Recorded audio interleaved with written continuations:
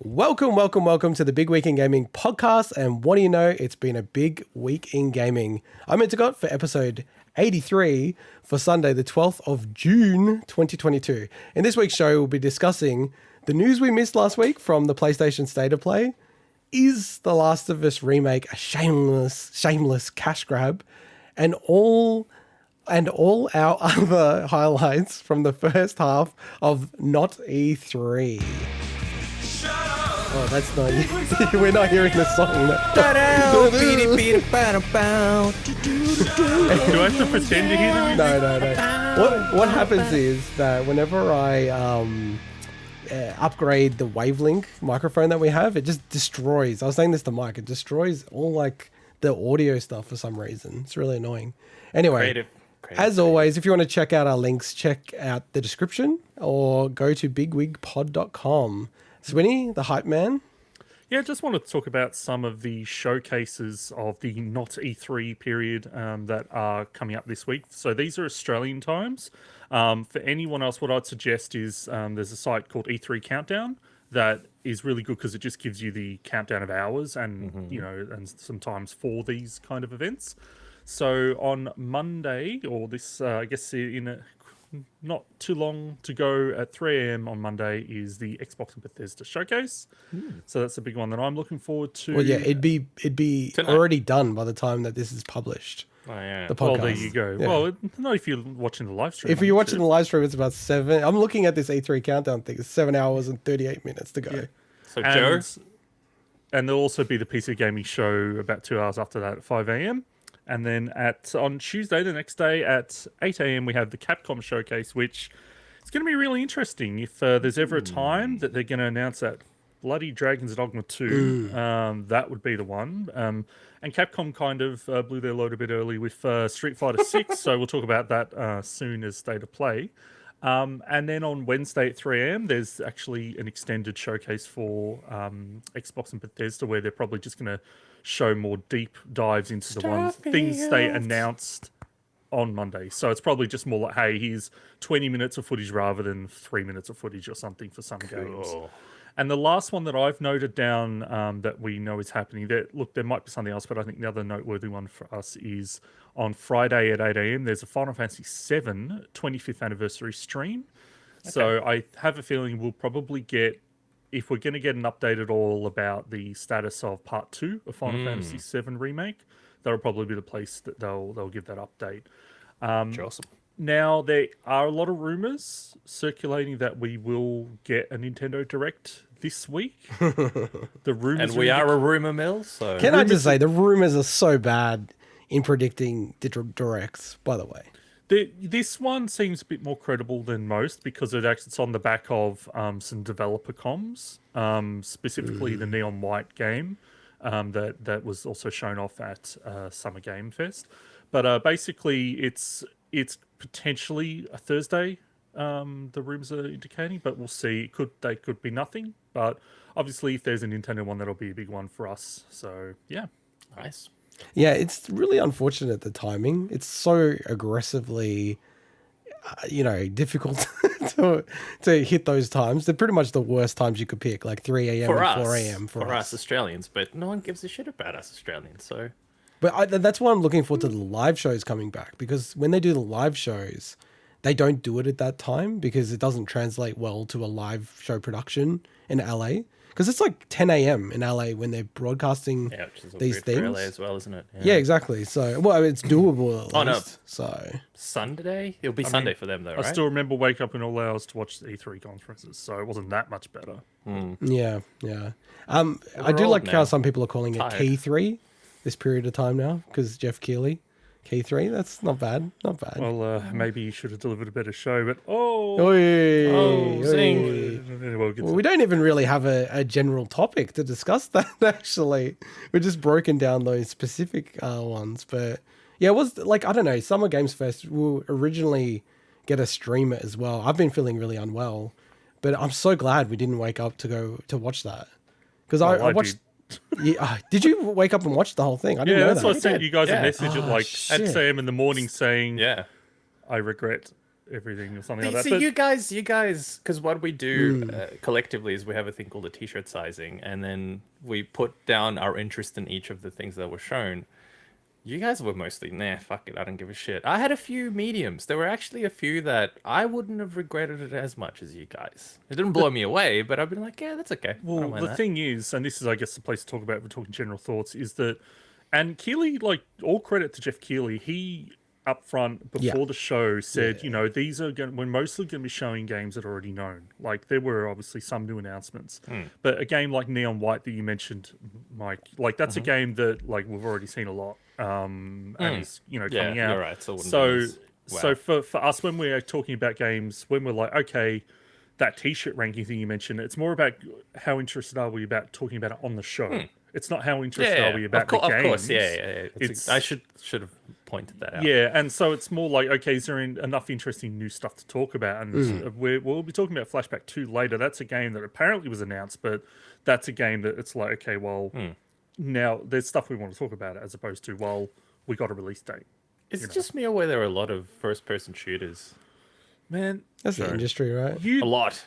I was watching the Guerrilla Collective and the Future Games show last night, and all not E3, this summer period is just bloody horror sci-fi games. Yeah, it's horror like sci-fi. so first-person. many. It's like, I mean, hey, cool, I like that. But everyone decided like it's a bit- 2-3 years ago, whenever these games started production, that I'm going to make a horror game. No one's making a lot of those, and it's Maybe just it's like they've all COVID come at related. once. They started at the start of COVID and went.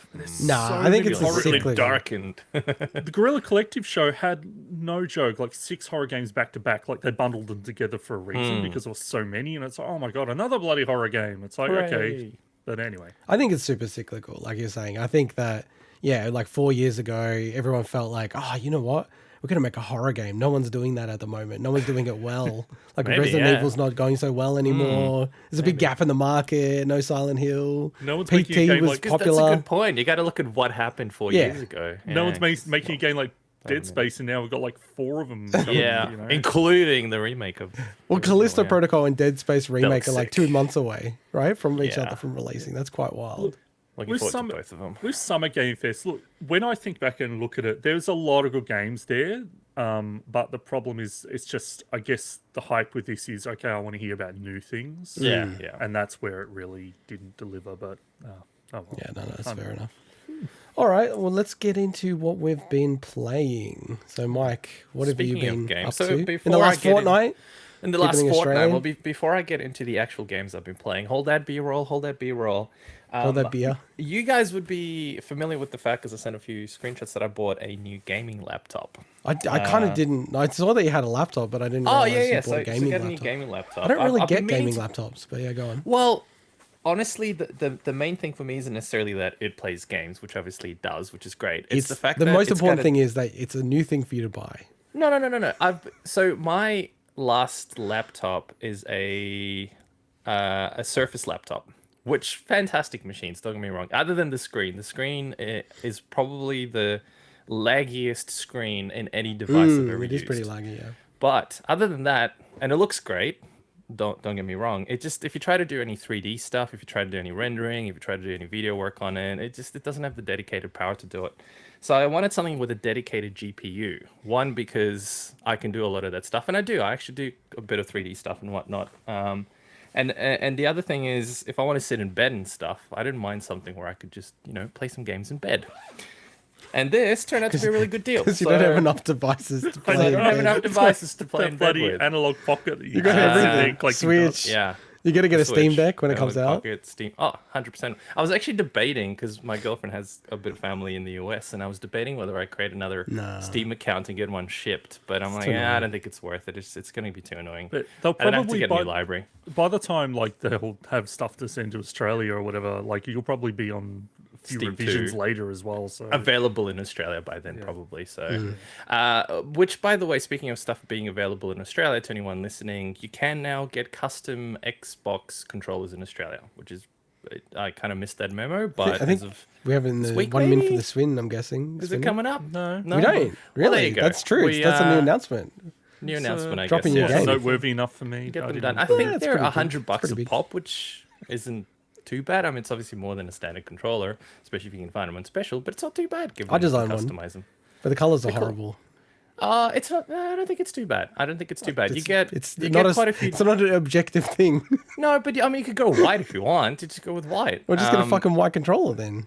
Exactly. So you can customize the different components, and you can customize the front being one color, and then the back of it can be a different color. Triggers. And the triggers and bumpers. the bumpers are 2 different colors you can have. This is the sticks, Xbox analog Design sticks. Lab for It's a design people- lab, yeah. So people that have people already that are, seen it. But now that it's an Australian, look, I'm assuming we get a few Australian listeners. Go That's check it out. That's the kind of shit if Nintendo did, it would be unreal. The amount of like different things you could plug in. If you could put like a little Triforce on the analog stick, like that would be the business. It would sell a lot, getting into maybe that. even a lot more, than sure. what this does. So anyway, laptop aside, which I'm pretty happy with, and especially given the price and everything, it runs, most of the stuff I've thrown at it relatively well, so I'm quite happy with it. 2 of the games that I happen to also play on it. So the first game is Ori and the Will of the Wisps. So if anyone's tuned in to the previous shows, you guys would know that I've been playing this for probably about 3 weeks now, I think, give or take. I have completely finished it. And by completely finished it, I mean I've clocked it. I've got all the upgrades. I've got all the upgrades to the upgrades. I've got all the collectible things. I don't have all the achievements because there's a few that I think are time-based, so you kind of have to go and play the game again, I think, to be able to get them. And there's a few where you have to play the game in the hardest difficulty and stuff like that, which I just don't enjoy, to be honest, and I also don't give a shit about achievements. But I was drawn to finding all of the things and finding all the upgrades. Anyway, highly recommend the game. We've spoken about this before. Now that I finally clocked it, I can definitively say it's one of my favorite Metroidvania games. Do you prefer it over the first game? Like you said, it kind of feels like it is a bit of much of the same muchness, but I played the first so long ago that it doesn't actually matter to me. I think I played the first almost at launch. So I've forgotten so much of the original that it's like playing a fresh game. I reckon if I played the original, I probably would have forgotten most of the original now, and I could play it again. So from that regard, yeah, it didn't bother me. If you play it back to back, maybe it's an issue. But if you just play it as something standalone, or if you played the original ages ago, then highly worth playing this, especially if you've got Game Pass. It's a really, really cool game. Oh, it's a great game. And the story is so beautiful. I love the story. I love the message behind the story, which I can't spoil, but lots of sad moments. It's a bit predictable what happens, obviously, because it's not exactly the most M. Night Shyamalan kind of story, but it's really cool. It's an awesome story. I highly recommend it. And the second game that I've been playing, which I believe is a game that Swinny has also been playing, and we touched on it very slightly on an episode before this, is Chorus, spelt with a V. Corvus. It's not Chorus. spelled. It's not spelled. With No, a V. it's like just, Bulgari that It's not spelled brand. with a V. It's just the logo looks like. No, just the logo looks. Well, yeah. it's clearly a freaking V in the logo. What? But as in, it's like not chorus when you like see it on websites. No, it's not. and It is stuff. actually spelled Wikipedia. as chorus. It's everywhere. not SEO like you look. Just It's look not for the like chorus it's not like game. Bulgari where the U is a V shape. Oh, this is Also style. understand. This is always the way I like Wikipedia saying it. It goes chorus, stylized as CHORVS. Yeah. Wikipedia's got it straight. They It's got like this shit churches, together. but churches So- actually spelled with V. So actually, it's Exactly not like that, It's yeah. no, it's actually It's like, not. it's like churches, but not. No, it's not. It's not like churches. The opposite. So what's the game about? If you guys have played Everspace, Everspace 2 is probably the closest I can approximate this to. I am a fan of Everspace 2. I'm a fan of space combat shooters like this since the days of Wing Commander. Probably don't play enough of them. It's not the hardcore game for something like what's that game that hasn't come out yet that I actually installed recently? No Man's Sky? No, that other one, the one that's still in development. That you have to buy ships So we're for. narrowing down to It's been in Oh, development the game for is a very under long development. time. No, I can't he's believe I forget the Dwarf name. Fortress. Dwarf Fortress, of course. No, No, he's talking Swinny. about Star Citizen. help me out, Star Citizen. Oh my god, I literally Starfield. installed that a week ago and I forgot the name of it already. Because I do have a Star a Star Citizen account. It's because of Starfield. It's screwing up my brain now. Anyway, it's nothing hardcore like that. It's an action driven game. You could call it an RPG in space, basically. You got quests, if you could call them that, upgrades to your ship. The mechanics at the very first time I played the game, I thought it was basically Descent. I thought it was like a corridor type of. It's not. It opens up completely. It opens up into like these mini maps. It's totally different. Mike, that's why I'm like, just like play through the tutorial because I know you hadn't beaten that yet. Because like the same thing. Me, I'm like, well, this is a very different game than what I thought it would be. I don't really have major expectations for it or anything, but all I can say is it's fun, and the more I play it, the more I actually want to keep playing it, which I find pretty interesting. So I don't know where you are up to, Swinny. I don't want to spoil anything, but I'm up to the second system, if you could call it that. I also upgraded my ship without spoiling anything. I have done everything I could in the first area though, so I think I could have progressed the story a hell of a lot more if I didn't. Because you can do optional side stuff like in most of these kind of games.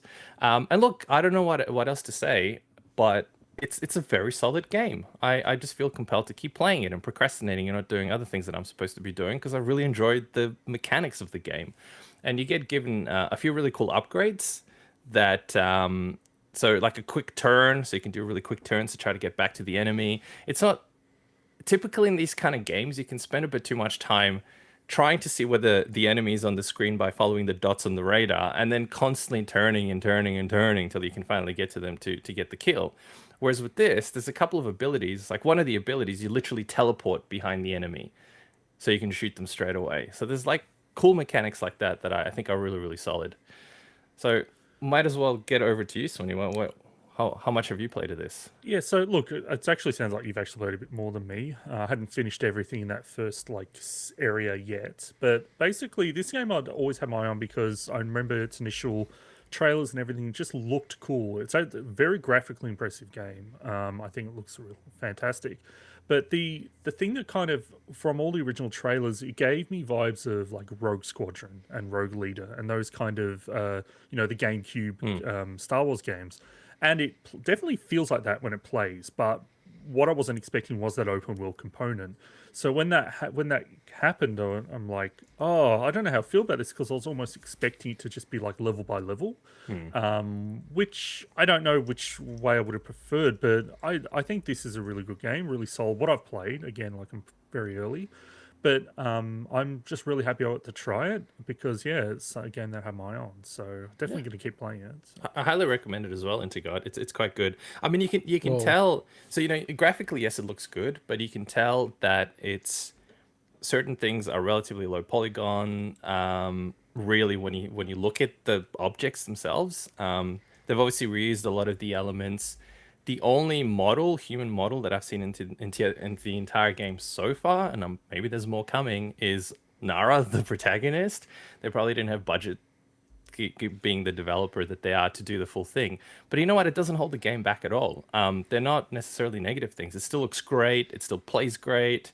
And you don't necessarily need to have 50 3D model characters to do the game justice. It's fantastic as is for what it is. It's a game in space, like they didn't even probably have to model the main character to get away with it, What it does make me want to play, not this game, but it inspires me to go play Starlink Battle for Atlas, that game that went on all consoles, but I think the definitive version you'd have to say is the Switch because it's got the Star Fox missions in it.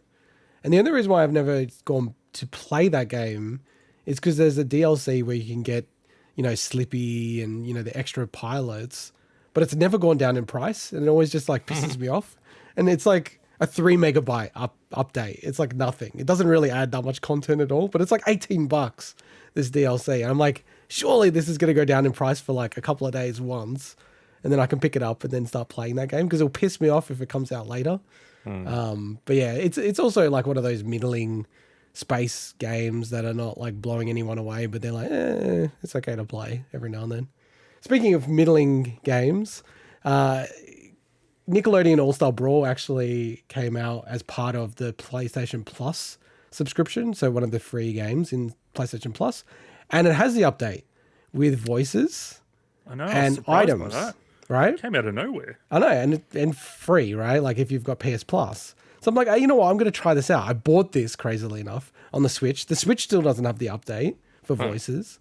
And they've got a few more characters, Garfield, stuff like that.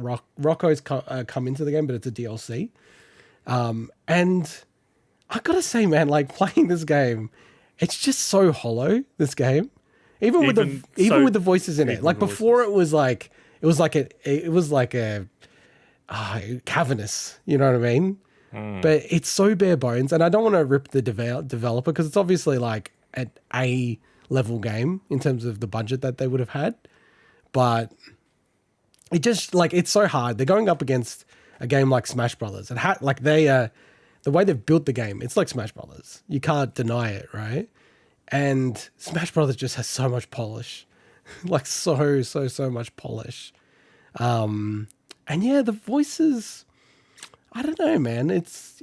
I guess it's just one of those things. It's like, it has to have it. Like, it was crazy that it never did before, but it didn't change the game as much as I thought it would. It kind of actually shocked me how little I noticed the voices. I thought, oh, wow, this is going to be a really big change. And I was just like, But do you think it will have a better first impression on people? 100%. 100%. Because before it was like, this is almost creepy, right?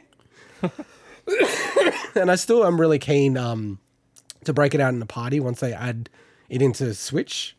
Because I think it's good for kids and stuff like that. It's very simple to control and everything like that. But yeah, man, the game is like super disappointing. I don't know. I had more hopes for the game, which gives me my nice little segue to the next game that I was playing, Fire Emblem Warriors 3 Hopes.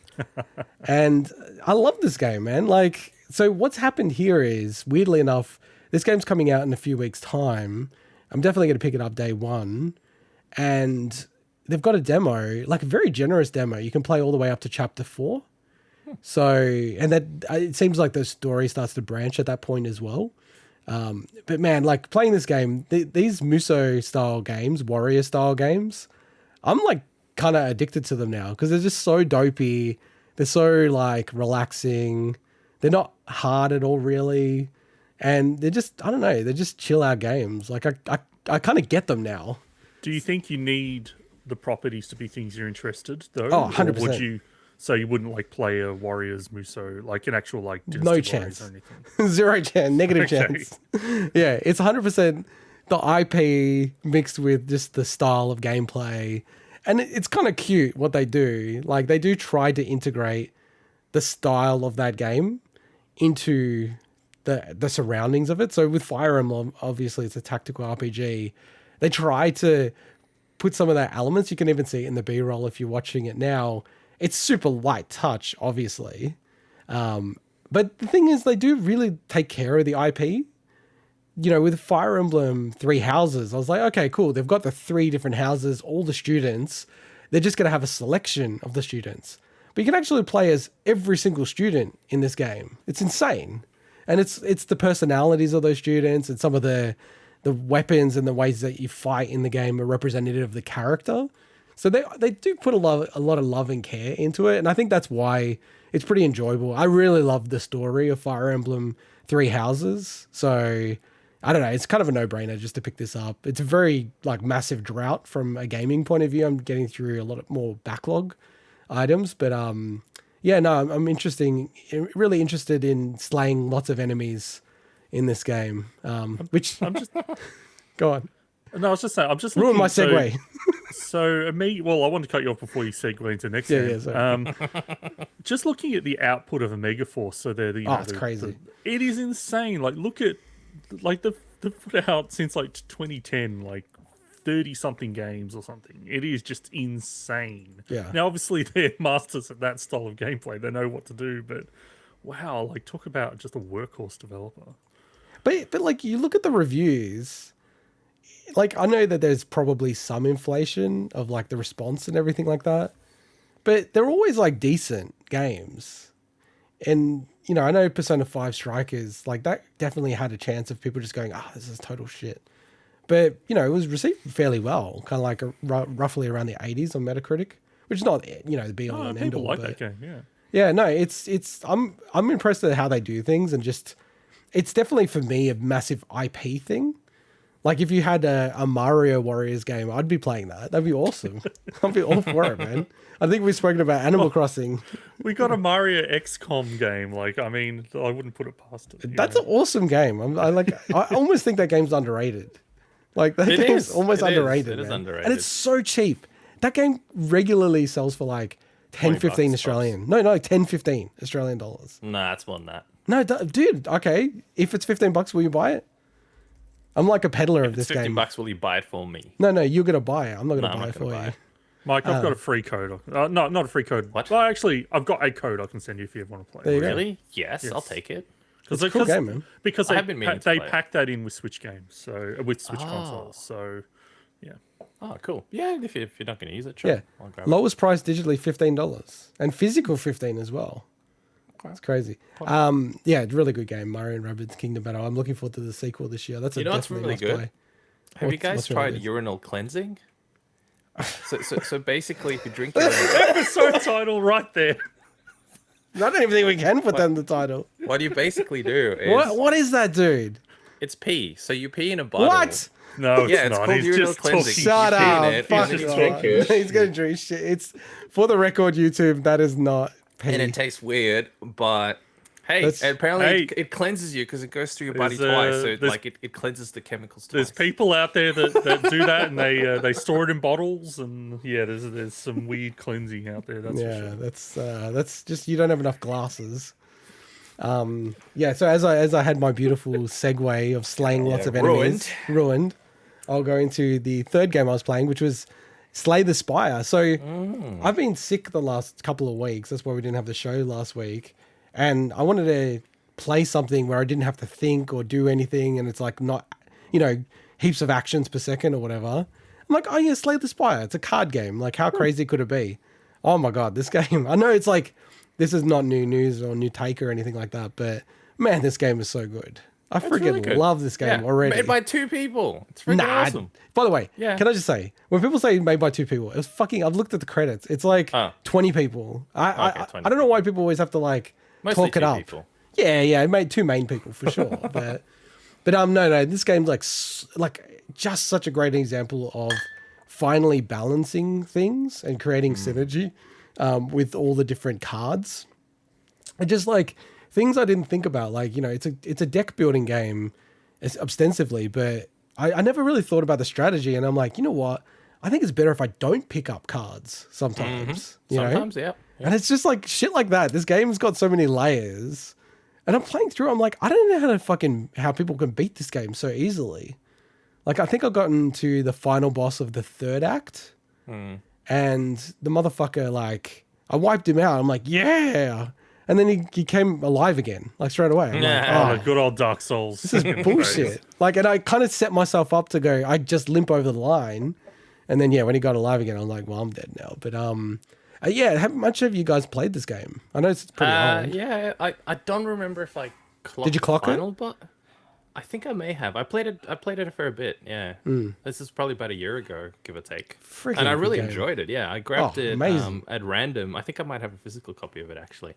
And, yeah, really enjoyed it. Yeah. It was a How about really you, cool, fun Swinny? game. Oh, look, honestly, I know it's a good game, but this style of game doesn't appeal to me, so I haven't tried it. I've tried. It doesn't to me either. No, It's weird. Let me, so I played like other popular ones like Monster Train and stuff, and I understand like the design is really good and how these games work. I just something about that style of game just like you guys and some of the games I talk about, it's just not my thing. So. But you like Paper Mario, right? And this kind of I don't think that's reminds got me in anything to some do ways of it. Without Paper Mario doesn't have a deck of cards. No, I know that. And, recent one honestly, does. I'm not into these kind of games either, Oh, to be honest, fair. generally. But this one just clicked. It was just, this is fun. It's cool. I enjoy it. I'd say this is an exception to the rules, Swinny. I almost think, honestly, if you gave this game 5 hours, I think it's impossible for you to say, okay, I didn't like that game. I think you'd at minimum say, I liked it, but it's still, I'm not going to invest any more time in it.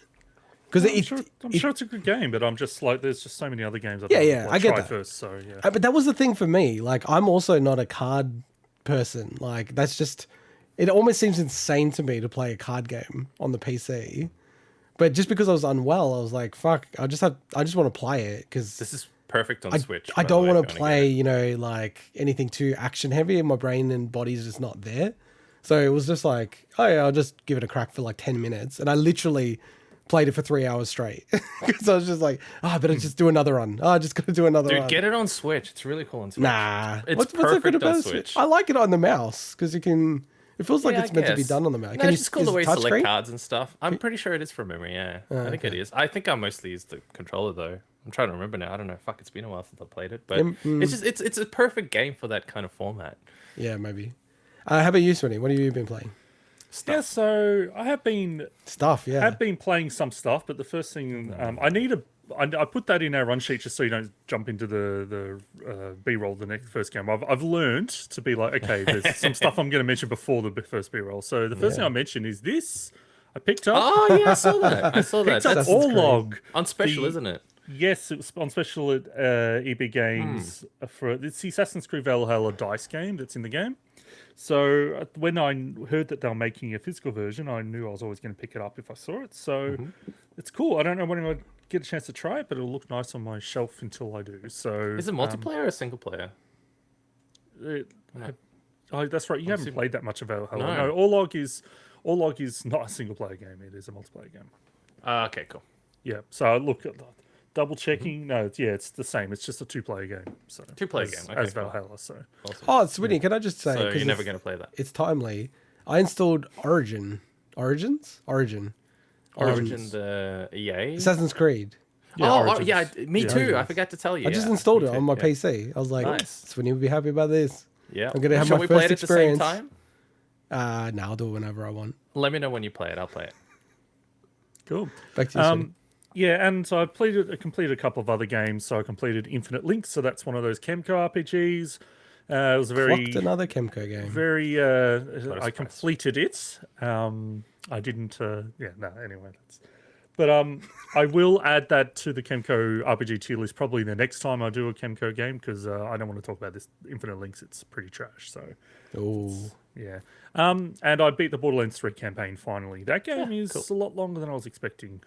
So anyway, I'm banned from talking about Borderlands 3 on the show, so that's that's enough. Why? You are? Yes. What? I've been told to not talk about Borderlands 3 in the past. So by me? it's By yes. me? It's By me? Both It would of have you. been me. Both of you. Me too. What? When did I say it? I don't remember saying that. I don't Anyway, give a shit what I you could totally now thought the about. imagine games Mike I'm saying actually it, but I didn't now say the it. games It's I'm not Smash actually going to Brothers. talk. You guys have short memories. And Amiibos. I'm actually going to talk about a game. So the first one, this is part of my Game Pass roundup.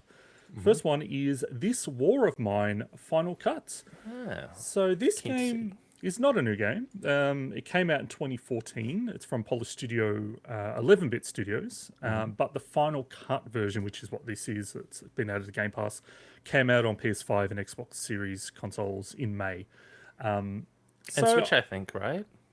Because I think I have it on Switch. it was already on Switch. Oh, was it already on Switch? Okay. Yeah. So basically, this game, I had always heard about it, but I didn't actually know what kind of game it was. So basically, it's you start a game up and you're randomly given like a group of civilians that are set. They're in it's basically a fictional war-torn city, and you have to survive. So it's a survival game where you have to like forage for items, you clear rubble from the area, you have to craft and manage like meters, like health and the mood of your characters.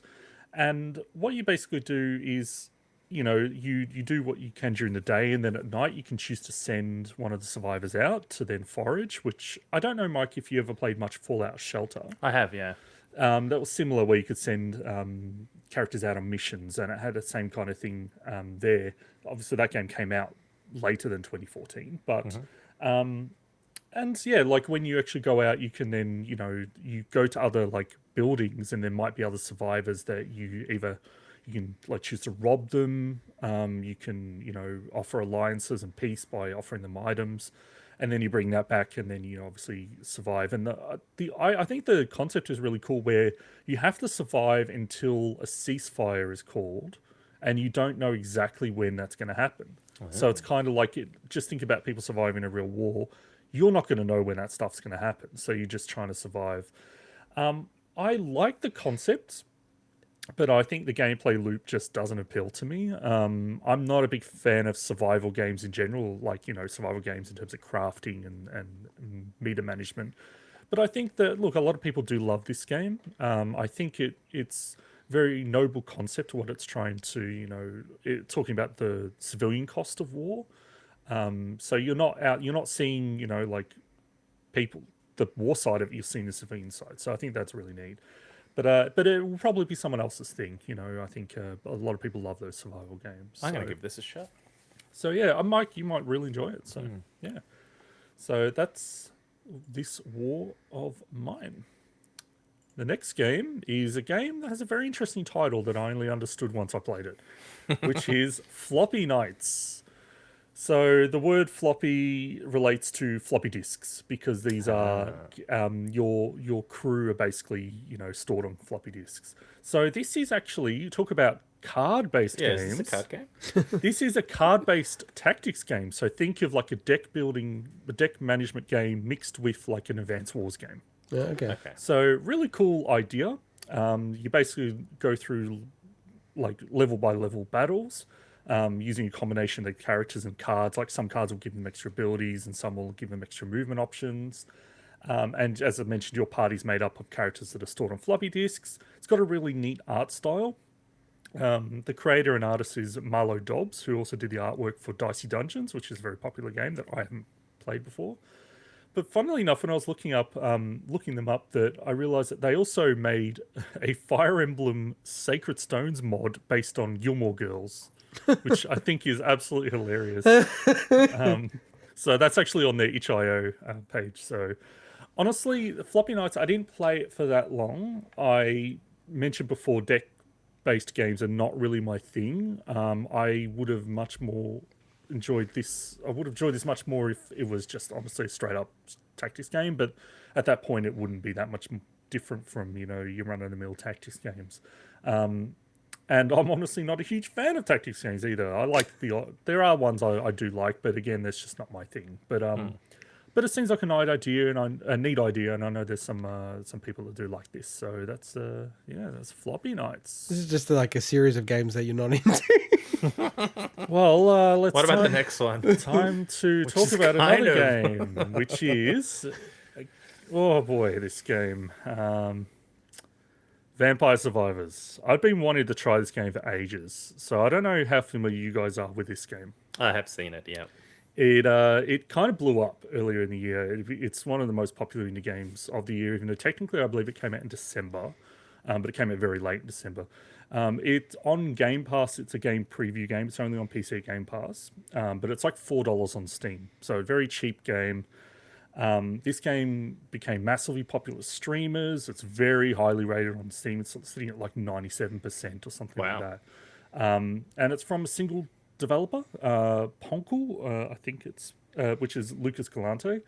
And I love their Twitter descriptions like, I've accidentally made Vampire Survivors. So I kind of like that idea of like a game that just, these games that blow up that you would have had no idea. It's almost like secret ingredient, like what happens, like Stardew. Look at that, right? So this game is very much like this year's Stardew in terms of an indie game that just blew up massively.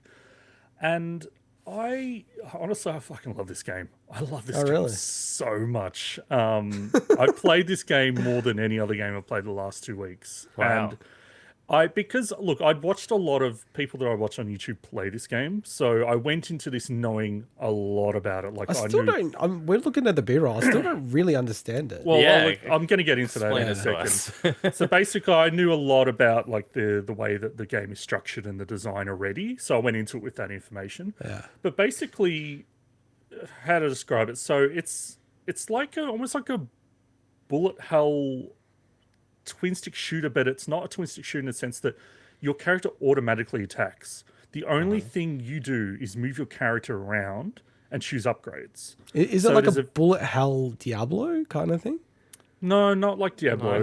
I can now that it's less shit happening on the screen, I can envision what this plays like. So basically, I'll talk about what probably the easiest way to explain it is talk about what like a run is. So you choose your character, you'll choose a stage, you unlock more. But let's say you choose character, choose a stage, and then basically the objective is to survive for 30 minutes. Okay. So each run is generally a maximum of 30 minutes. Some levels are like shorter, but as I mentioned, you only move your character around. They auto attack. You kill waves of enemies, and most of them will drop XP. And you pick up that XP, you level your character up. And each level, you choose a new upgrade. So that could be a weapon or an ability. And there's a maximum amount you can collect in one run. But the genius starts to come in when the fact that next time you level up, you can choose to upgrade the existing ability and weapons you've got or gain a new one. And so that's the loop for, and you basically go through waves of enemies, get harder and harder and harder. There's boss enemies that will drop chests that give you those upgrades as well. So it's got a really, really addictive kind of hook to it. And then when you survive 30 minutes, the Grim Reaper will come and just kill you, but that's basically you surviving. That's basically the run finished. And look, it's not the first game of its type, but it's the one that's obviously struck a chord. There have been other games like this before. I think there's one called Magic Survivor. That's a mobile game. I tried and wasn't a big fan. Interesting, this game is not on mobile, which you'd expect, but it's only on PC at the moment. Is it a roguelike? So I've got my note here. So some people call this game a roguelite. I think that is a massive misnomer because to me, this is like, would you call Gallagher a roguelite? No. Exactly. No. Like this game doesn't have procedural generation. When you choose the levels aren't randomly generated, the enemies aren't randomly generated. The same waves of enemies will appear at the same time. So let's say at 5 minutes, the same enemies will appear in every run. There are modifiers you can add and stuff. But to me, the only roguelite element is the fact that, your character will die eventually or whatever. But then that's every game. That's why I mentioned Gallagher. Like Gallagher has set enemy patterns and things like that, right? But the thing with this is as you mentioned, Mike, the upgrades are randomized, but random isn't the only element a roguelite needs. Like to me, procedural generation is a massive part of a roguelite. But anyway, like that is what it is. I think this game is just. I was thinking about it this week. So, Integot, you'd probably know this. There's a music YouTuber named Rick Beato. Yeah. And he has this series called "What Makes This Song Great." This is the kind of game that you could do what makes this game great, where you break down all the elements. Because when you look at this game and on the surface, it doesn't look like that much, although obviously it looks insane in the B-roll at the moment. But it's that genius design. It's not. It's the fact that the way that the weapons work and the way you upgrade them, like you start to understand. You're like, oh man, when it clicks, because certain combinations of weapons and passive abilities you unlock will give you like evolutions to crazy new weapons in that same run. So you're like, okay, I know I need to get the whip and this like heart upgrade, and then I can get the crazy whip evolution that will steal health from enemies. And it's that like meta game. It's like that's where the fun is, I think, in this. And it's almost like a dopamine simulator. Like you're constantly picking up stuff. The music that plays when you open a chest is just really cool.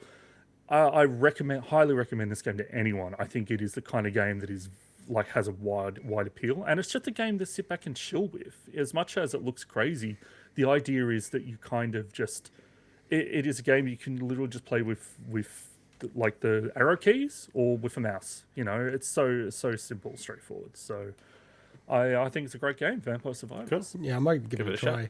Can I just say that's a good segment to steal? We should just we've always wanted to just make more of a long form video. What makes this great? What makes this game great? Thanks, Beato. That is I like that idea. That's a good idea. Yeah, I might check that game out. That looks pretty cool, actually. It looks pretty insane. Cool. All right, let's jump into the news. And what might we have missed in the last week's show? Well, certainly we didn't miss all the big headlines coming out of last week's PlayStation State of Play. First up, Resident Evil 4. So the official revealing of the worst kept secret in gaming. Coming 24th of March 2023 on PC, PS5, Xbox Series X. I am super excited about this. How did you guys feel when this came up? You want to go first, Winnie? Oh, look, I was just glad that they finally announced it. You know, I know that they had to let the room, the air breathe or whatever from the Resident Evil 3 remake. You know, that game is still fairly new in the scope of things, but everyone knew this game was happening. They did, obviously they showed some footage. It was age restricted, so I didn't put it as a B-roll, unfortunately, but it was... Yeah. I know that they haven't showed like a good long piece of gameplay or anything, but I don't know, something about the style just feels it's so much more grimdark. Yeah, it looks really different. Really different. I don't know how I feel about that because the original Resident Evil 4 is very cheesy in many elements. It's scary, but it's also very corny as well. And that's why a lot of people love, especially when you get in the latter half of that game. But look, I'm sure it will play really well, and I think that's what people really want because God knows you can play the normal Resident Evil 4 on any platform at this point. So. Well, I still haven't played Resident Evil 4, and I want to play it, but now I'm like so uncertain what I should do. I feel like, should I try to play it on the Oculus? Because that's that Resident Evil 4. That's like Resident Evil 4 remade just for Oculus, but it's the original game. Like with a few censorship things that they did and not much else in terms of change wise, but I don't know. Interesting. I clocked it ages ago on GameCube actually. I bought a GameCube. We need a clock tally at this point. Just to, that's the word of the It's been said podcast. like 5 times. That's the word of the podcast. I like it.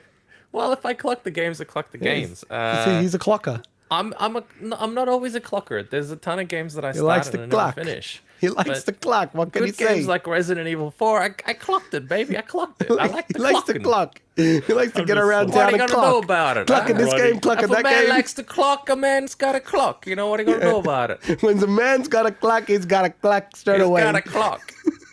There ain't no stopping a man from clocking. So, I'm a fan of the Resident Evil games. I've played every single Resident Evil game since the original Resident Evil. Really? 5 and 6? Did you clock them? Yep. I didn't clock them, but I have played them. Oh, no, sorry. I clocked 5. Didn't clock 6, but I clocked 5. Yeah. Absolutely did. So Resident Evil 4 is one of my favorites still.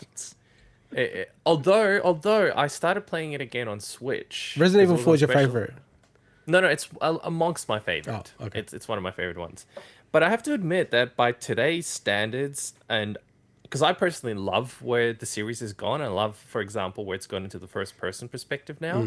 I love that format. I think it works really, really well.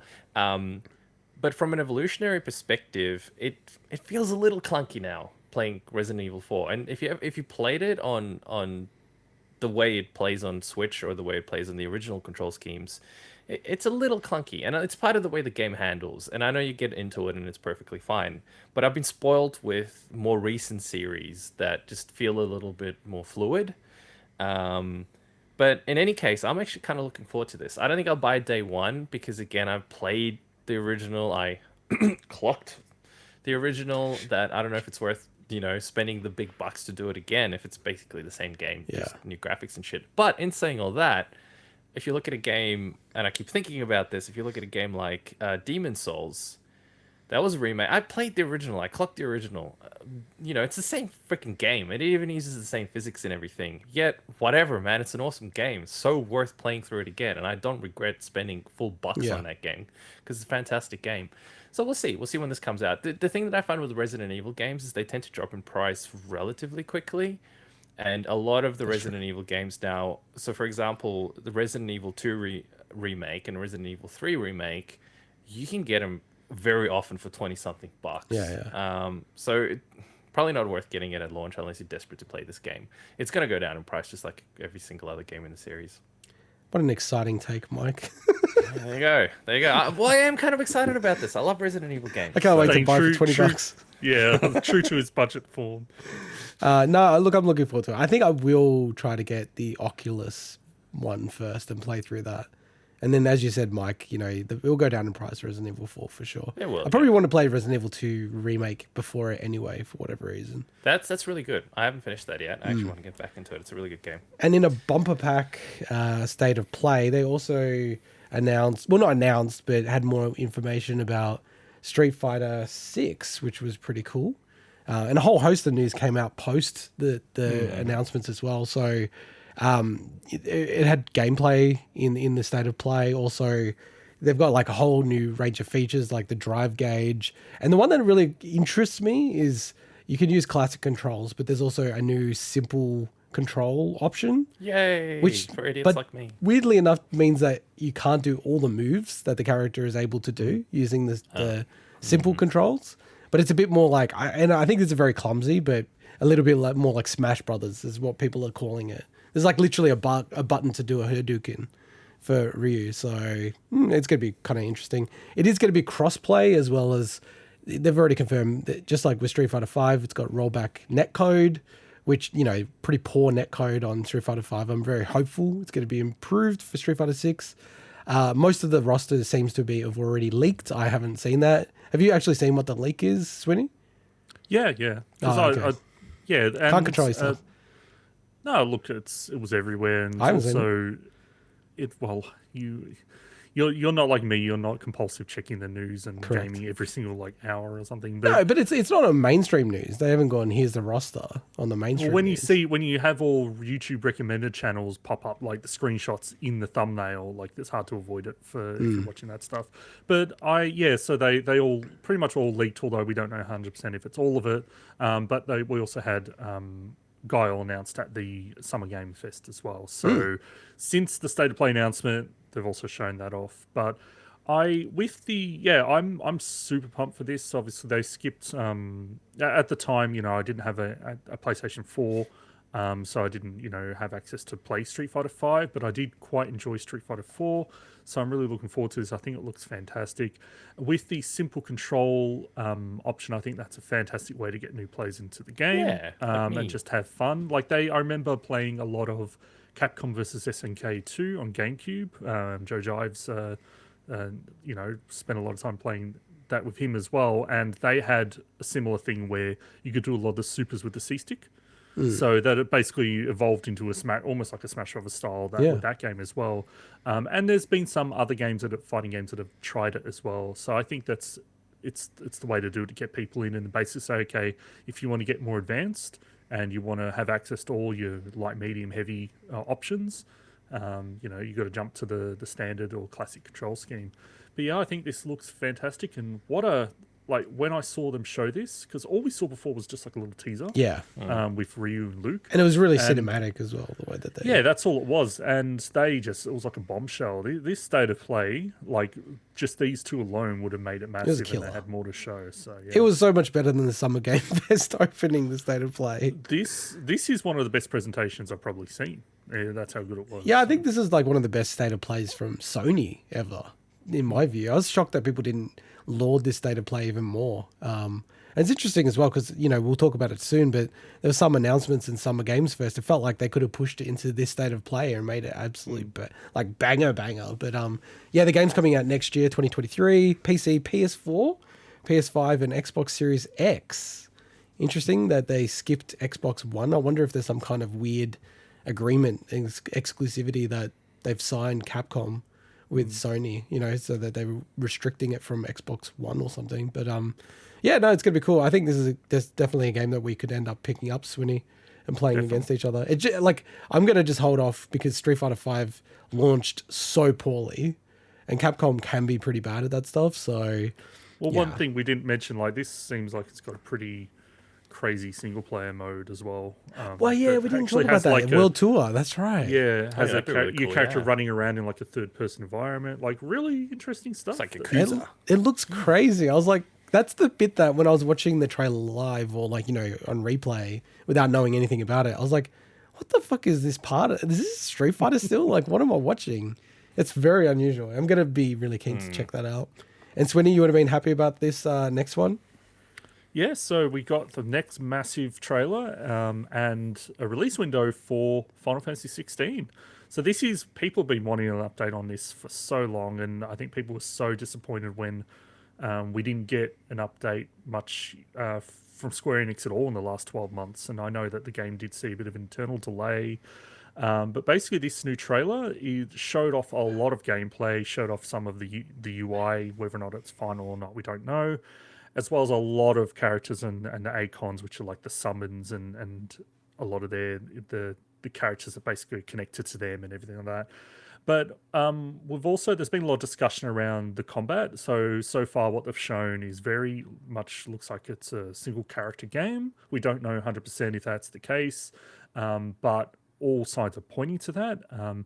It's also a lot of people are kind of saying the combat looks a lot closer than ever to something like Devil May Cry. It doesn't look like anything like Final Fantasy VII Remake. It looks more like an evolution of Final Fantasy 15 than anything else, which makes sense, obviously, the next entry. But the combat director of this game is actually worked on the combat systems for Devil May Cry and Dragon's Dogma and Monster Hunter World, and spent a lot of time in Capcom working on fighting games as well. So, I mean, they've got the right kind of person if they're going to do this. A lot of people obviously not a big fan of the action direction that Final Fantasy is going, but it is what it is. Like, you can, I would love another turn-based game, but if this is the direction they're going, they've got the right person to do it. So, Well, I thought this was going to be a bit more like a traditional Final Fantasy, but maybe that was just the setting. no, I mean, yeah, the setting in the first trailer they ever showed, it was clear that it was very much an action RPG. Yeah. So, It looked very actiony, yeah. Which, I mean, one of my favorite games of all time is still Final Fantasy VII. That is turn-based, but this has a single protagonist. And you guys know me, I prefer games with a single protagonist. So, actually looking forward to this one. it's one of your defining features. It's weird. It is. I don't know why. That's why Dragon Age and stuff. I could never really get into it properly. But yeah. Anyway. Yeah, fair enough. And the other about- big discussion in the State of Play was around PSVR 2. So we saw Horizon Call of the Wild. So that looks, I don't know, like, can we just talk about this game a little bit? It just doesn't look fun to me. It looks like one of those VR games that people go, oh, wow, look at that. Oh, wow, Tech look demo. at this. Yeah, you know what I mean? Like, just showing off the kind of quote-unquote promise of VR, but it doesn't look compelling at all to me. Like, Mike, you are the biggest fan of VR on the podcast. Play many hours on VR on all your sets that you have. Sure, yeah. Look, yeah, it doesn't really compel me either. I'm not. It's not that I'm not into VR anymore. It's just that after Alex, which I still haven't finished, I don't know. I'm gonna reserve my judgment till it actually comes out and you can see what kind of gameplay it has, how it feels. At the moment, I don't know. Like, for example, if you look at a game like Skyrim in VR, I actually thought that was solid. It was great. It was actually a bit hard to keep playing it just because it's so immersive and it's taxing, if that makes sense. But what was awesome about that game was basically the actual Skyrim experience in VR. So you were free to move around, do things, whereas a lot of these VR games feel a little bit like they're on rails. Like you're kind of just playing what the path you're supposed to take and you're just interacting with the environment in that sense. But I don't know, I'm reserving my judgment. It could end up being really cool. How are you, Swinny? It looks good. I think this looks awesome. Now, I say that as someone that has had zero experience with VR, but I think I'm the kind of person that this game needs to draw in. And in terms of it feeling like an on-rails tech demo of sorts, the PSVR 2 still needs that. Now, we know the first PlayStation VR did sell a lot, but there's still... VR's not where it needs to be in terms of being like a mainstream thing just yet. And I think this is the kind of game you do still need, unfortunately, to kind of draw people in, where, especially when you're dealing with a lot of games that have free movement options that can be a bit tough for new people and cause motion sickness and things. I still think you need these. If it is an on-rails game, you still need those things. But I understand where you're coming from. But I think it looks cool. So It's interesting because like Oculus Quest 2 is by far the most successful headset ever, right? By a country mile. They've just announced it's sold well over 10 million units so far. But then at the same time, in that period of time, the PlayStation 5 sold like double. And that's completely supply constrained, right? PSVR, I think, is about 5 million, they say. It's never officially, I think, had numbers for a long period of time. But ballpark maybe 5. And then pretty much every other headset is combined maybe around 5. So it's true. It's like VR is just absolutely not mainstream. And, going back to Half-Life Alyx, if man, if that's on PSVR 2, I'll probably just buy it again. But like, and it's so funny you said that, Mike, because I was thinking about Half-Life Alyx a lot recently. And like, I feel like if I play that, it would retrospectively be the game of the year for me in that year. But it's almost too intense. Like, I remember playing it the final session I played it for like an hour and a half straight. And when I got out, like, I got out of the game, right? Because I felt like I was in the game. I was like sweating and everything. It's super intense. I was like, oh my God. It's like I've been teleported, man. But I don't know if I really want that, honestly. Like, it sounds insane, but it's seriously insane, the game. And it's such a well-made game and super intense and super immersive. But yeah, I don't know, man. I don't know if I need that in my life. It's too real. There's too much shit going on. Too much intensity as is, yeah. But having said that, like a game that I think was always crazy with PSVR 1 was Resident Evil 7. And it seems like Capcom are doing the same thing again. PSVR 2 seems it's going to have a full... Like, is this 100% confirmed? Because it wasn't really super clear to me. It's going to be like full PSVR 2 Resident Evil Village, yeah? Well, they said that. Yeah. Okay, yeah. Okay, Like, yeah. I'm sure maybe they might make changes, but... And this is, like, we were talking about this a while back. I don't know if it was a special PSVR 2 segment, but I was basically saying they need to do this. Yeah. And so I'm so happy they did, and I will never play it, but I'm just saying... You'll play it. If we get 1,000 subscribers, you'll play it. But I'm saying, like, this is what they need to do to drag people in. Half-Life Alyx would obviously be amazing, but I know that Resident Evil 7 was one of the big draws. Fantastic. Of the first I almost PSVR. regret playing it on PC now. Because it's Half-Life Alyx? well, no, with Village. I regret playing Village on it because it's the same as Resident Evil 7. I played it, clocked it, and then when they released the VR version, I'm like, do I really want to play through all that again? Yeah, do you want to clock it again? Kind of do actually want to play through all that again now. I just can't be bothered setting on my PSVR because it's too many cables. Spoken about this before. That's the biggest drawback. But Resident Evil Village would be sick in VR. So many cool bits in it. PSVR 2, I'm super keen. Like, I did think it was going to come out this year, but it's obvious that it's not. But it does sound like it will be probably at the latest, maybe halfway through next year, you reckon? Just the way that things are shaping up? Yeah, I mean, I could see them doing like a March, April, but... That's my gut feel, that it'd be like a March, April, but it couldn't be much longer than June-ish, I would say. No, spoken about it for far too long. Yeah. But I think it's all going to be about the price point. Like in Australia, a PS5 is 750 Australian dollar dues, right? The PSVR 2, I don't think it can be much more than $4.99, man, honestly. I don't think it will be. Because the Quest. Yeah, but then the Quest has ruined everything. It's so it has cheap. ruined absolutely everything. But they said it was going to be cheap, didn't they? Sorry, that's funny. I was to say, but the average person walking into EB Games, I don't think they're probably comparing price to Quest 2. I know what you're saying, but I think that they will see the price on the shelf. So I don't know if that's is that like, obviously for us, that is something we consider, but I don't know for the average person. I just don't think it will move units if it's like $749. Like, Probably because that not. was like a It's too PSVR, high, right? yeah. PSVR was the same price as the PS4. It was like, I don't yeah, know, it 'cause was. It was Yeah. always what, $3.99 or something. Nah, it was like for 400 and something in memory. Australia. It was super Okay, expensive. It was shit, crazy. I can't remember now. Yeah. I bought it for cheap because it always went on special, but Of course you did, Mike. but yeah, honestly, it wasn't worth it because I don't use it enough now. But Mike, if it released and it was like 600, would you get it? PSVR 2? Of course you would get it. Really? Shit. This is I don't Mike. know if You I just...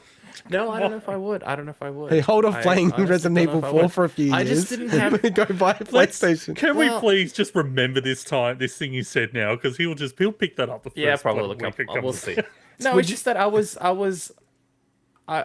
really keen on the Oculus, regardless Oculus of the is Facebook awesome. thing. It was a fantastic device for the price. hate The the problem Facebook thing. is, maybe it's a glass thing. I don't know what it is. It had really, really bad God rays for me, and I looked into it, and there were different versions of the lenses and stuff like that people spoke about. I just couldn't fix that. I couldn't fix that one issue, and I remember the original one never had that. It had other drawbacks, but it just never had that problem, and I enjoyed using it more.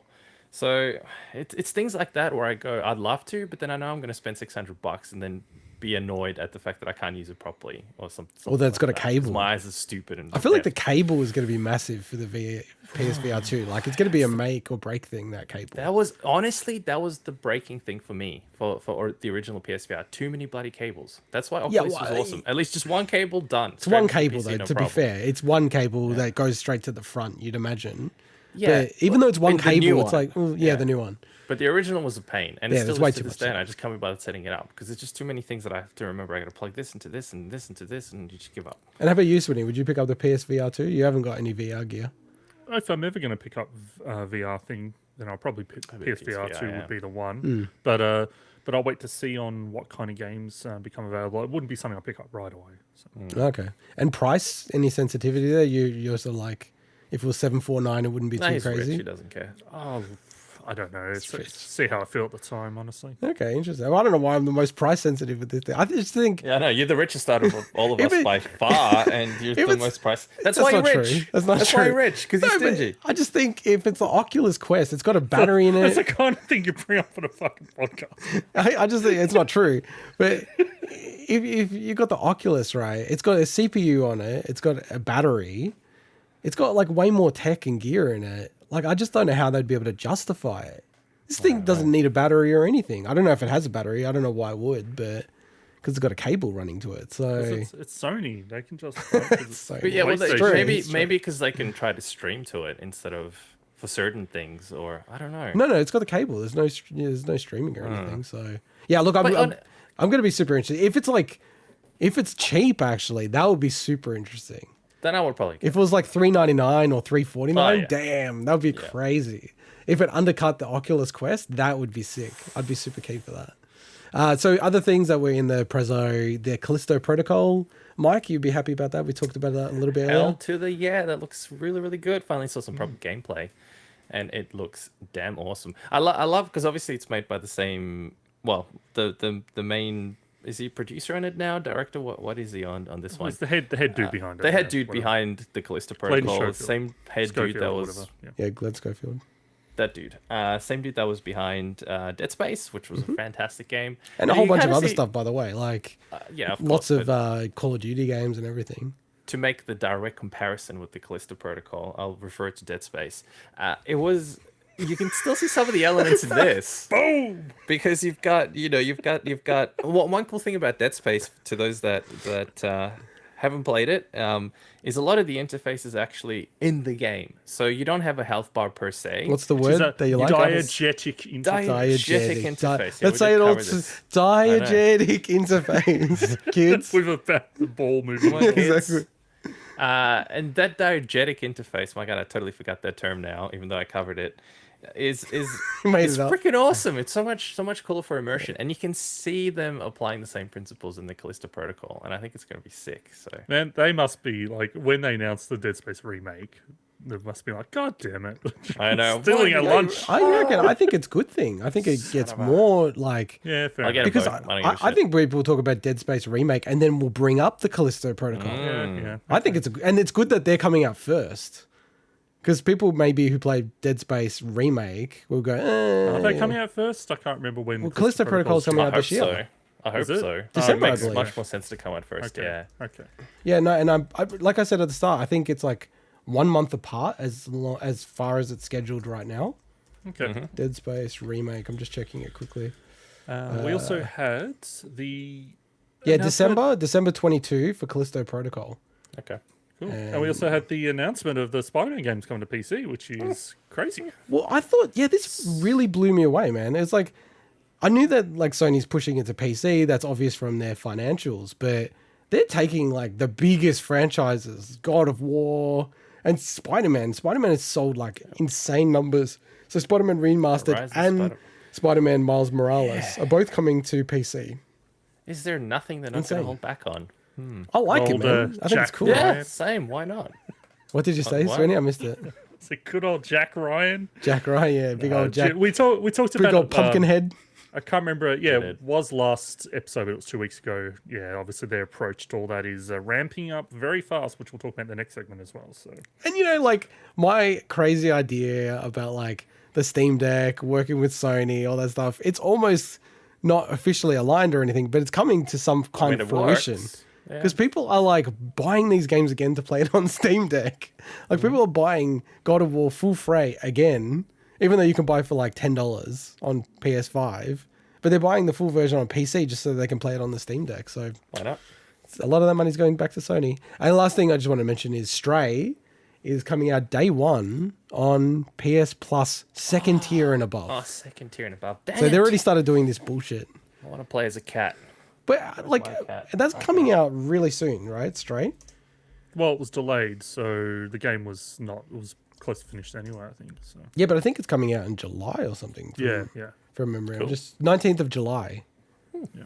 So barely, because in Australia, we're not getting the PS Plus upgrade until late June from memory. We're like the last region. So yeah, anyway. So if you're on the second tier or Do I above, you'll wait? get that free as part of that subscription on day one. Awesome. All right, let's go to our first bit of news from Key 3 announcements. Sticking to it. After months of rumors and leaks, Sony finally lifted the veil on The Last of Us remake, named The Last of Us Part 1. Didn't The see that one remake coming. was first reported by Bloomberg in April last year, covered by us on episode 39, He Must Be Single, was developed by Visual Arts Service Group before switching to Naughty Dog. The trailer and listing leaked just prior to the official reveal as the closer of Summer Game Fest. So it's coming out on the 2nd of September 2022 for PS5 with a PC release coming later. It's going to be a ground-up remake, including gameplay and accessibility features, and will include Left Behind DLC content, won't include Factions multiplayer mode, which is going to be a completely separate game now. How do we feel about this, Swinny, as the person who's, shamefully not played Last of Us? Part one, mind Shame. you. Where's my shame bell? We've talked about this before. It's weird from a gamer perspective to hear that this game is being remade. From a business standpoint, 100% makes sense, right? This is a great money move, but the fact that the game still looked pretty damn nice with the remastered version, especially that came out on PS4, it is a strange thing to remake a game that soon. But look, I haven't played this game. I haven't played number 2, so I can't comment on my experiences there. But it's going to make them a lot of money. It is. Can't argue with that. Probably. So, someone that has played the game and clocked it. You've twice, clocked. I think, would be me. Have you clocked Last of Us Part 1 and Part 2? Yeah, I clocked both of them. I didn't clock the remake of it. I think I probably got about halfway or 3/4 of the way or something through the remaster. God, I have to It keep has mixing begun. those up. But the very original one when I played it, yes, absolutely clocked it. And I also clocked the DLC, and loved the game. It's one of my favorite games of all time. But I have to agree, I don't see the need to do a remake so soon. It still looks pretty damn good in its remastered version that you can already play. And look, the actual clips, and we'll talk about them in a sec, look fantastic in terms of the comparisons between the two and how much they've upgraded the graphics and stuff. It's just, I feel it's too soon. It's way too soon. However, one advantage is people that haven't played it, so yourself, for example, Swinny, is you can play them in order now, and they're going to sort of feel like a seamless experience. I already own remastered, so I'm not going to go and spend $120 So you're going to on a this game one. I've It's already interesting, yeah. played. And if people haven't bothered to get, and they're fairly cheap games, so by cheap. now, so I feel like who is it really for? A lot of the fans that I'm seeing online aren't jumping for joy, saying, "Oh my god, this is exactly what we needed." At the same time, I also feel that maybe the resources, and I know potentially remaking a game isn't going to be as difficult as starting one from complete scratch, but I feel like you still use those resources that you could be using towards a part 3, for example. So I'm really struggling to see exactly who this game is for, and I know it sounds like it's going to be a cash cow, but from what I'm seeing around the community, I don't know if a lot of people are going to jump to buy this game, especially because it's a full price game. So I'm hearing that it's $125 Australian. RRP, I know it's What? fucking insane. I mean, I know and that it's like what Swinny Demon says. Souls. You genuinely can get it for like $10 Yeah. in Australia. It's the not going to look quite remastered as version. great, but Yeah, but dude, is it $110 difference? I don't think so. I don't. Well, it depends. If you haven't played it before, sure. I think it's worth the $125 as an experience. No I think way. it is. How could you say that and then on the other hand say wait If you to haven't play played it Final, before. wait to play haven't. Resident Evil 4 for a couple of years for when it's like $20 instead of $80 on release? Makes no sense. No, but I'm saying if you're comparing the two, no, I'm not saying get it day one, but I'm saying if you desperately really want to play this game now because you hyped Play into the it and remastered. everything, should you play For the $10. remastered or should you play the new one? I don't know. I reckon if you've never played the game, play the best possible version of the game that you can, is what I would do. Is it worth $125? I don't know. Like it depends who you are, whether you played it or not. There's a lot of different things. But anyway, point is, I don't know if it makes sense to me that something like this is remastered so soon. It really doesn't. It made sense for a game like Demon's Souls because that is fairly outdated in terms of the way it looks. 30 frames a second. Yeah, there's a lot of upgrades that they made, and I think it was absolutely worth it. And that was a phenomenal game. This one, I think, is still going to be a phenomenal game. Don't get me wrong, because the original was, unless they screw something up majorly, it can't not be an amazing game, especially for people that haven't played it. Fantastic. It's just such a cool experience. I don't know. I think it's too soon. Can I just say, like, one thing about it, and look, I got to say carefully because I think it's unfair, like a literally unfair comment I'm going to make. But it does kind of have the vibes of George Lucas and the special edition trilogy, right? Now, I don't expect it to, like, and, I'll show some comparisons as we're, like, chatting. Yeah. I don't think it's like, it looks horrible. It's not like they've done the CG and it's like, oh, shit, it looks bad, right? I'm not saying that. But it's just that the original game is held in a certain regard. Even the PS3 version of The Last of Us, people were like, it looks amazing, even today. If you can get a good, clean image from the PS3, it still looks unreal. It looks freaking awesome, right? And that's where, for me, it just feels weird. It's like you've created something that's awesome. You just don't need to muck around with it. You don't have to play with it. And it just gives me that vibe a little bit where it's like, why are you playing with this, man? You've got this like a beautiful thing and you're like remaking it. It's like remaking The Godfather because you want to have a Blade better Runner or something. Yeah. And I'm like, I don't fucking get it. I like now like putting a business cap on. Like there's a couple of things. There's the TV show coming out. So you've got like a game that's like $10 in the store, right? People like go, oh man, this TV show is awesome. I'm going to play the game. All right, yeah. Well, buy a $10 game because that's how much They're not the going to make any remastered money one. out of that. And even Last of Us Part 2 is like $20 in Australia. It's nothing, right? So they're getting like what, $30 for those games versus I bet the TV show when it comes out it'll be around the time that the game is still going to be $100, the PS5 version, and people it's going to be more prominent. It's going to be on the store. The other part of it is I wonder, hey, we're going to take Last of Us remastered and put it onto PC. How much is that going to cost us? Because who knows how that's been built, right? Versus building a game from scratch that's built for PC and for PS5, very similar architecture overall, and, put it up and, like it actually, when you look at the dollars, it's like, hey, it's going to cost us millions to try to port this to PC. We could, spend a little bit more and get a brand new version of it. Like that's how business people look at it, I can right? kind of see it from a business perspective. But it just feels wrong. I don't know, man. This is like, to me, honestly, the most egregious cases of these remakes I've ever seen. And like Swinny, I want to hear your thoughts on it as well. Well, I just wanted to mention as well. So with the comparisons between the remastered version and this remake, obviously there's been a lot on the internet about this, and a lot of it is very justified. People I don't like the art style. To me, almost looks better in some of the shots of the other one. But what I think people need to remember is a lot of those comparisons are with cutscenes, and the cutscenes in the original and the remaster are actually pre-rendered.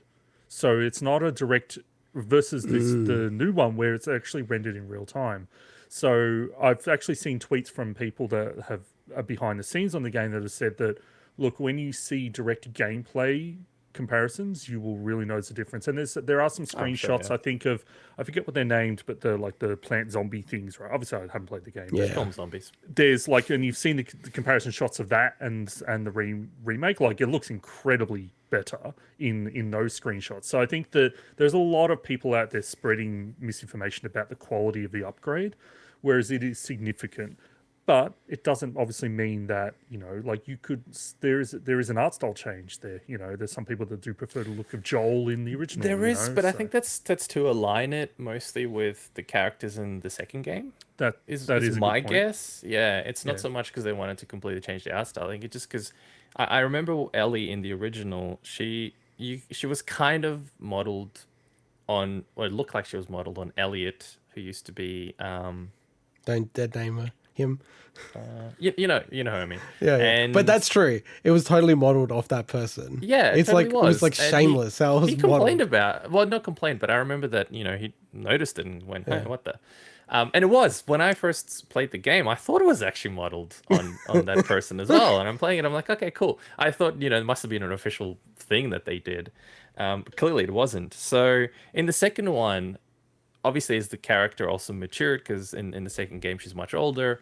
Her facial features were different, and they went away from that look that the original had. So I can kind of see now, especially looking at the comparisons, that looks like the younger version of what the character looks like in the second game. Yeah.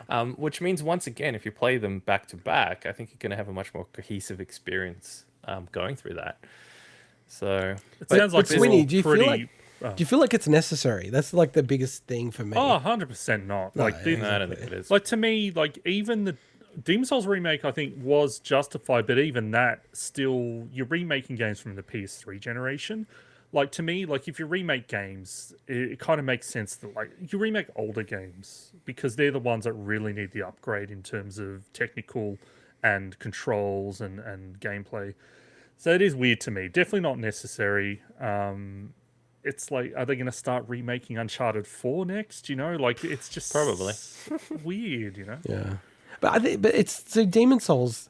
They'd never touched the game before. It was Demon Souls on PS3, then Demon Souls on PS5. Exactly. Yeah. Exactly. Whereas this is like you've got It not a needed it. remake. You've got the remaster. Now you've got the remake. It's like it just feels so egregious that Got plenty of ways to play it already. yeah. But and look, it's so I'll be- good the PS4 version. Like that's the thing. It is, yeah. It just doesn't click with me, man. It's I'm super unexcited to play this. I feel like I'll never play this version of the game. Like But look, tell you what, if it was around the $50 mark, let's say, it's a buy for me. I'd love to play through that game really, again. no. Yeah, absolutely. It's such an awesome game that I'd be happy to play through it again at We're- that price point. We're going to mention this in a second, but the fact that they've also admitted the multiplayer mode is Yeah. it's kind of like you're getting the DLC, of course, but you're not getting the full experience of what the original was as well. So that seems a bit weird, but look, it makes sense because well, maybe we'll talk about it now, but that multiplayer title was originally planned to be the multiplayer of Last of Us 2. Yes, That they and it got kind too of big. then and then they said, okay, well, let's make this its own thing. So they just showed some concept art, and Neil Druckmann at Summer Game Fest talked about it a little bit.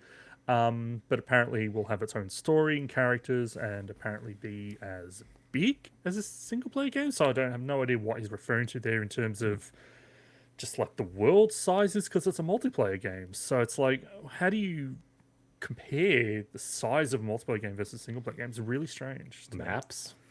But maybe it's some of the emergent gameplay in it and the structured story elements of the multiplayer game. I'm actually super excited about the multiplayer game. I feel like this is something where, as the studio, it's like that's something new that they're doing. Like I think it would have been brutal working through Last of Us Part 2 given the content of the game. And I feel like that multiplayer mode, it just got bigger and bigger and bigger. But normally things get bigger and bigger and bigger because people are like got a lot of energy and they're like, energized, and they've got ideas and they're throwing creative efforts into the game, and then it became its own thing. So like I'm really actually pumped about this multiplayer game. Did they ever promise it as part of Last of Us Part 2? Or was it sort of, they never said it was like gonna have it, right? I've heard conflicting stuff because, the only thing I've seen are just people commenting about it, and you can never trust that. There are people like, oh, they said this would be part of number 2, but I mean that game came out so long ago. At this point, like if you're hoping that they're still adding that in, then you don't have hope, Because like smartly, they haven't said anything about it, but for me, it seems obvious this is going to be a live service game. Yeah, well, it's one of those ones that we talked about the rumored titles last episode. Yeah. This, your Twisted Metal and all that stuff. Like this is 100% checking that live service box for Sony. Yeah, for sure. All right, let's get into one quick one. yeah, Sorry, go. just before we jump on, Simon commented on our stream, and he said that they changed the face of Peter Parker in the remastered Spider-Man on PS5. Yeah, yeah, I didn't know that. well, yeah. That's because that was going to align with Miles Morales as well. So, like, very similar to Okay. what you're saying, Mike, in terms of like aligning the Just games. to align I played the games. remastered version; it kinda was weird, but fine. okay. Like, I didn't have an issue with it. I thought it was also. I thought it was making it more like the voice actor. I could be wrong, but See, that's I why remember they- people saying about that, but I'm not sure. is it? Yeah, Mike, do you remember? I think did they change the voice actor in that game? Don't know. Didn't play it. Okay, yeah. Maybe don't bring these things up if you're not aware. We, you know, our interacting with our fans are leaving us. Yeah, exactly. I got to, you know. Hey, there's people saying We have very stuff few on, of them, so I there's got to people- cherish them. People saying stuff on Twitch as well, so there's like more than just YouTube. Okay. Oh yeah, they did see Simon's come back to us, and he has actually said that Ah. they did change the voice actor. That's what I thought, and that's partly why. Because I think the voice actor then is the same voice actor in Miles Morales as well. They wanted to get rid of the old voice actor. I didn't, for whatever reason. Actually, that voice actor is also going to be in Midnight Suns. Is that what it's called, Swinny? The Marvel game? Yeah, The tactical man, game? Look, just quickly, can I mention about it? That Yeah. game just feels like it's getting off the wrong foot in every regard. Like It looks weird, man. I don't think they. I think it's very telling. A lot of people don't know what kind of game that is. It's not like an XCOM game. It's like It's not an cards. XCOM kind of game. No, That's what I it's heard like- it is. It's strategy, but like uses the cards and stuff. I don't know. It's weird. Like I think they're holding off on showing Midnight all that Suns. stuff. Yeah. Yeah. That trailer, by the way, was weird as hell with the Metallica song. And it was so weird the way they did it. It was just because you know how much of a fan of Metallica I am. Yeah. But I was like, this feels like someone's year 12, visual project or something. It was not quite right. So I think really the weird. Call of Duty trailer also had Metallica. I think. I skipped the Call of Duty Wait till trailer. you guys see the so. Flashback 2 I could be trailer. wrong, but I'm like, because I remember seeing that and being like, wait, there's two trailers with Metallica songs that are both kind of like changed. I think the Call of Duty one had like a hip hop element to it. I think it was For Whom the Okay. Bell Tolls or something. Oh, no, it was something else. But anyway, I think there was also Metallica. Yeah, and all it's gonna mention is that Spider-Man in Midnight Suns is like the Spider-Man from Spider-Man Remastered and Miles Morales. Like it's the same voice Makes actor sense. Update the and whole- model and stuff like that. All right, let's jump into the next piece of news, Mike. Yeah. So, one of the brand new reveals at the Summer's Game Fest was a new Aliens game, this time an isometric squad shooter called Aliens Dark Descent. Now, it's from developer Tinderloss Interactive, and according to the Steam page and a few other things I've read, it's a squad-based single-player action game with, of course, like I said, an isometric twist. However, at first I thought, hey, is this some sort of an XCOM-ish kind of game? And by the way, if you're watching the B-roll trailer, it's wait until the end when they actually show a little bit of gameplay, and there is much more gameplay footage available in other parts. And you can actually check it out on the Steam page because it's available on Steam to look at already, and you can see what the game looks like. So at first I thought it was going to be some sort of XCOM-ish kind of game, and it still gives me that kind of XCOM vibes, but XCOM is not a real-time kind of combat game, right? It's turn-based. So I'd be really interested to see how this functions, and unfortunately I have not been able to see proper gameplay anywhere, so I don't know if how it's going to handle. But I think a couple of really some interesting things to talk about. This gives me strong vibes of a game that I played yonks ago when I was still back at university in the early 2000s. It would have been, and it was a mod for Unreal Tournament called Alien Swarm. Yeah. And it was based on the Aliens franchise, but it was an unofficial mod just made by a bunch of people. Which, by the way, actually ended up getting taken over by Valve, if I'm not mistaken. And they hired all the people that worked on the original mod, which they've done with a bunch of other games. I think Counter-Strike was an example of that, where it was a mod and then they actually got hired to do the proper release of the game as well. Black Mesa, sort of. Yeah, stuff like that. Which is awesome, by the way, that Valve do that kind of stuff. I think it's fantastic. They're the complete opposite of Nintendo, where they just block that shit down and sue you to oblivion. They're not like, hey, this is really cool. Why don't you come work for us? Or Which I they'll think is take awesome. like a game like Nubacula Drop and turn that into Portal and stuff with King Swift. You know, it's true. Yeah. really cool. I mean, as long as yeah, which I think is really really cool that they do that. And they did release the actual standalone game, which is pretty positive. It's a lot of people think of it quite highly. Called Alien Swarm, so they kept the same name, but they didn't keep the Alien franchise for obvious reasons because they couldn't use the Alien franchise so it's completely different aliens and completely different kind of thing. But it's the same people that worked on it. But from what I remember, they just ported it to the Valve. What was it called? The Source Engine, I think it was called at the time. So yes, so back to this. A couple of things that I think are quite cool about this, or at least it sounds like it's pretty cool, is you get to assemble a squad comprising of 5 different Marines with different specializations, skills, etc. From my understanding, it's permadeath. So if one of your Marines dies, they're dead, which I think is quite interesting. It also talks about forging unique parts for survival in a persistent world. So you uncover shortcuts, you create safe zones by setting up motion trackers, etc. So I wonder if it's a fixed set map that you can kind of navigate through, and you do different missions and different bits and pieces through each one.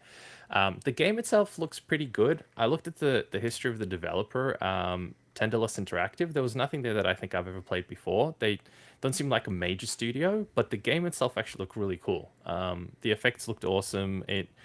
To me, this is absolutely something that I'd want to play. I'm just not sure what the gameplay and the combat's going to be like, given that it's real time and it's not quite XCOM. So I'm keen to see how that turns out. But this is sorry, Switty. This is something like I refuse to get excited about a game where it's like I have no idea what the gameplay is. It's all cinematic stuff. I know. I mean, and Aliens. It's like yes, it's almost like how can you f up Aliens? well, you can, You know, because if you the don't show effed up gameplay. Yeah, but that's the thing. They did show some gameplay, and it's not much. They just did, not but much. it's very sort of it's way too short. So they screwed up Aliens Colonial Marines.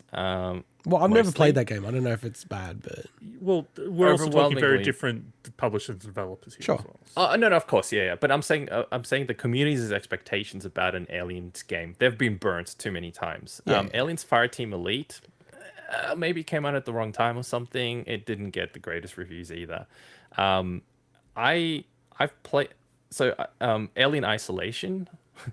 I'm gonna say this once more. I clocked that game. I was Freaking waiting- awesome game. I loved it. It was a really cool, Bloody- totally different game. Totally different game. But there was a game where people were hyped up, but it actually turned out to be really cool. And it's Yeah. probably my most memorable favorite survival horror game that I've ever played. It's just fantastic. They nailed the atmosphere so well in that game. And then the thing is, though, nothing has come. Well, probably this Alien Isolation was the closest one, but AVP 2, so Aliens vs Predator 2, where you could play as the Marine, as the alien, or as the Predator in the same Was campaign. that Monolith? Was that Monolith? I don't Was that remember, Monolith, man. I was played it? that. This was at the same time that I would play the mod for Alien Swarm as well. Game. Sorry, Early just thinking. 2000s. Yeah, it Monolith. It was Cool. Monolith. Yeah. That was a fantastic game. I freaking remember that. And the fact that you could play all 3 campaigns and they handled differently. So the Alien obviously played completely differently and had a different campaign, but they're intertwined, which is really cool. That was a fantastic game. And I know that, like Alien Colonial Marines wasn't that bad. I just think the expectations that it set through the trailers was a little too high and people got burnt. Oh, they completely fucked it up. Gearbox screwed that whole thing up. They got sued over it. So it's like that game was colossal. So with this, hold your horses, I guess. But at the same time, from what I've seen so far, I'm intrigued. I really am, and I love isometric games. So one of the games that Joe Jives, if he's still, I don't know if he's actually listening at the moment, we played The Descent together in multiplayer, and we quite enjoyed that. And I love those kind of isometric games, especially real-time action isometric games like that. So if it's anything like that in the Alien setting, I reckon I'm going to really enjoy this game. So when I saw this, that's exactly what I thought this game was from the snippets of gameplay that they showed. Is I'm like, oh, this looks like a twin stick shooter with systems like your Ascent and stuff. But reading about it, the fact that it is a single player, they stress single player squad based like action strategy game, makes me think it's kind of almost like, as you were saying before, like almost like a mix of having to manage a squad and create zones and strategy and stuff. And when I heard that, it actually made it a lot more appealing to me, because just like a game that's a twin stick shooter, you kind of know what you're going to go get for that. Whereas this actually goes, maybe it could be, you know, a bit different, something a bit different. So We'll I see. think it looks interesting. So And I just got to, before we move on to the next news item, we've got further stuff in the chat. So Simon has asked about the origin of, quote, I clocked it, and where that came from. Yeah. He said he's been saying it since primary school, but he has no idea. Now, Joe Jives has answered Simon by saying it started when Battletoads came out on the NES. Is it really though? No, of course talking not. shit. Well, I I don't know. still can't believe sometimes- that Joe beat Battletoads in a weekend. Sorry, I'll never fucking believe that. I honestly would never say that about anything that Joe has said, apart from that one fact. Swinny, now I want to call you out. Do you think that Joe beat Battletoads in one weekend rental? I actually was talking to him the other day. Oh, okay, and yes.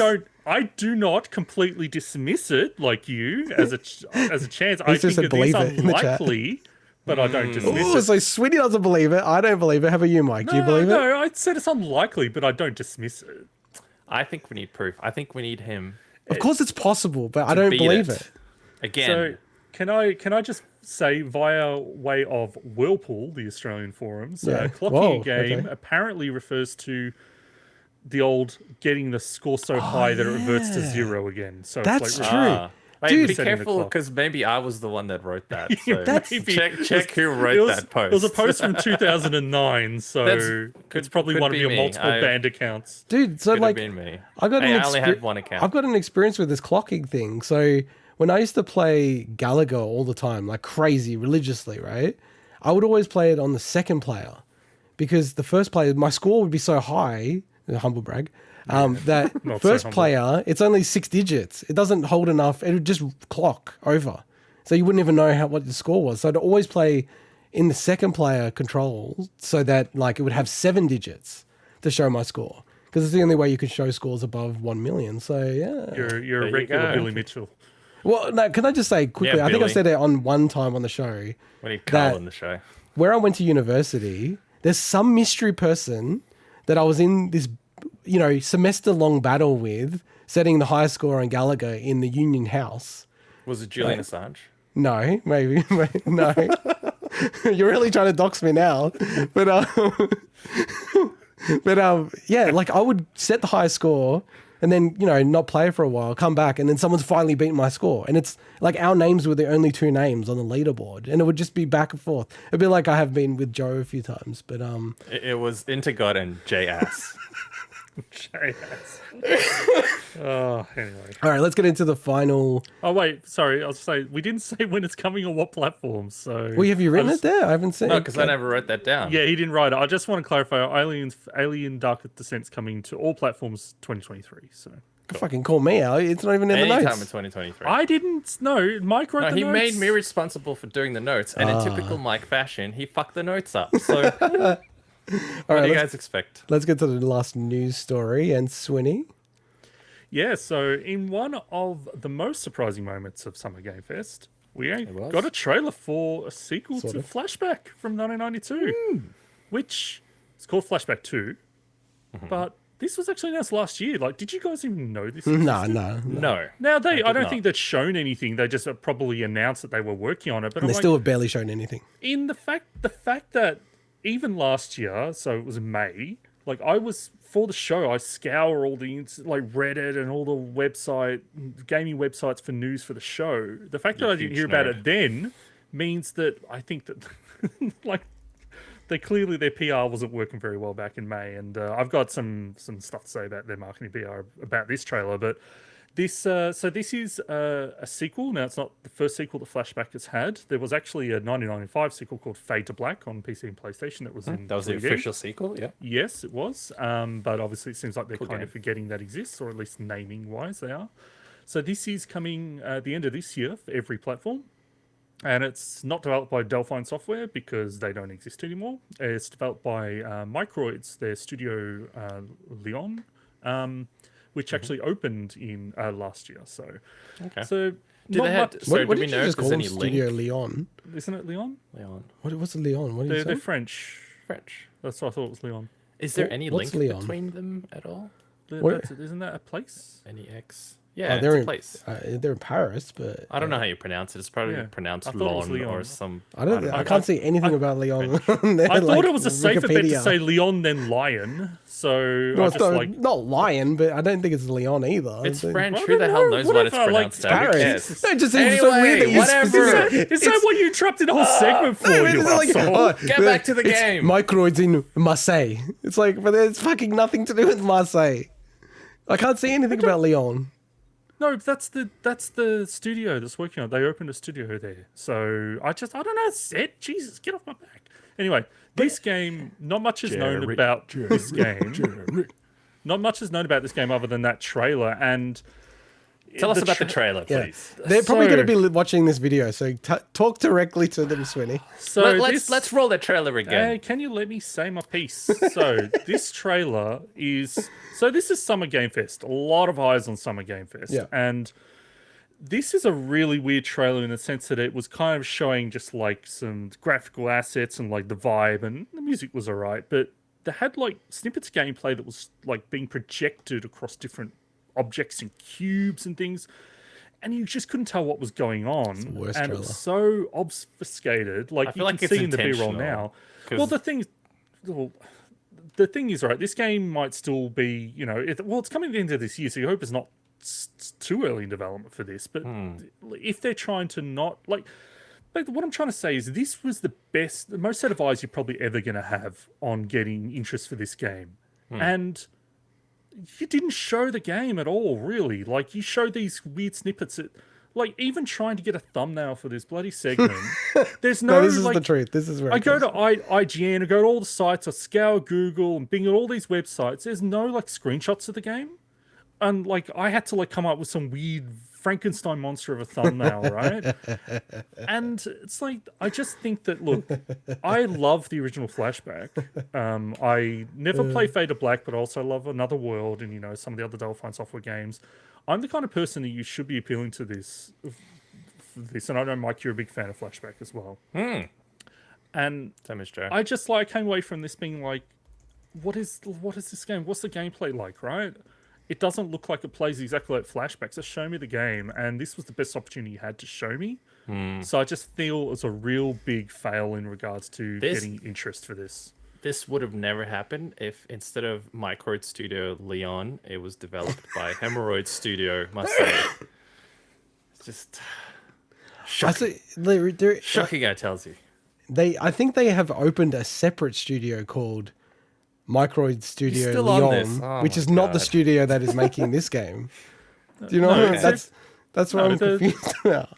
What do you mean it's not the studio? I read that it was the studio. No, it is a studio, just like Ubisoft Toronto and Ubisoft Montreal, whatever. But what I'm saying is, I don't think it's weird that I would write that specific thing without reading it somewhere. So I might be wrong. I might be wrong. I can't see it anywhere that they. it might have been in the fine print of the trailer. So let me okay, have a look fair at it. enough. But anyway, Yeah. the point is that my point was that I think that this game, I just think it was a royal fuck up. Like, you had the best trailer's chance horrible. to show. You had the best chance to show Yeah. this game to the most people watching ever for this kind of style of game, and I just think you didn't. Do the job I you feel like needed to. they've got something to hide, is all I can say.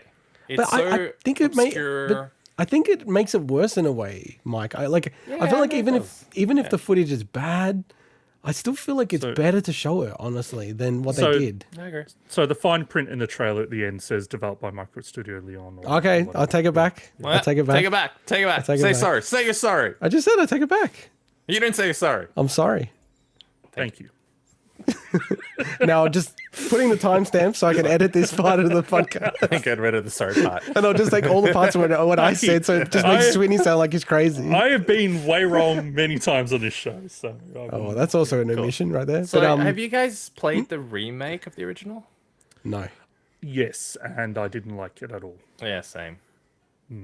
So I mean, the totally different people that made it, right? So I'm Yeah, still that was judgment on this. That was Microid But Studio. it's Marseille. it is so weird because it's such an awesome IP. It is a fantastic IP in terms of the setting. The original game was, well, I don't know if I'd call it proper groundbreaking in some ways, and it was an amazing game. Hey, what So about that your lights, remake, by the way, sorry. Mike? Where are your lights going? You had nice lights do you mean? before. Anyway, What's this like? I'll just say the remake was actually made by the original developer, designer of Flashback with his studio. So that's a shame that the remake obviously didn't turn out very well, considering it was the same guy. So Paul, I'm horrible with French words. Paul Cousset, Cassette. C-U-I-S Paul CD is his brother. Paul Croissant. C-U-I-S-S-E-T. No I'm idea. not sure. I'm not even. You know, I'm like horrible. dyslexic. When someone Apologise to says, anybody French listening. well, they're going to be watching, and you're going to butcher their name. I'm butcher horrible. their trailer. I'm horrible with French words. I really am. Yeah. Kind of implies you're good at all other words, but all right. He's good at other words. Put He's good words at in the my English ones, and you better be good at the English I'm ones. good at words. Mr. Because it's Spoonerism. nearly one min for the swin. I'm actually amazed that there's not more spoonerisms from you on the show. It's actually a good record. I think I've grown out of spoonerisms. You know what it is, without getting too personal? Maybe it's the CPAP thing. Maybe that was causing you brain damage and doing spoonerisms. That's a leap. Maybe. I mean, it could be. Maybe I need more oxygen. Anyway, Could be. so this, I obviously hope this game is good. I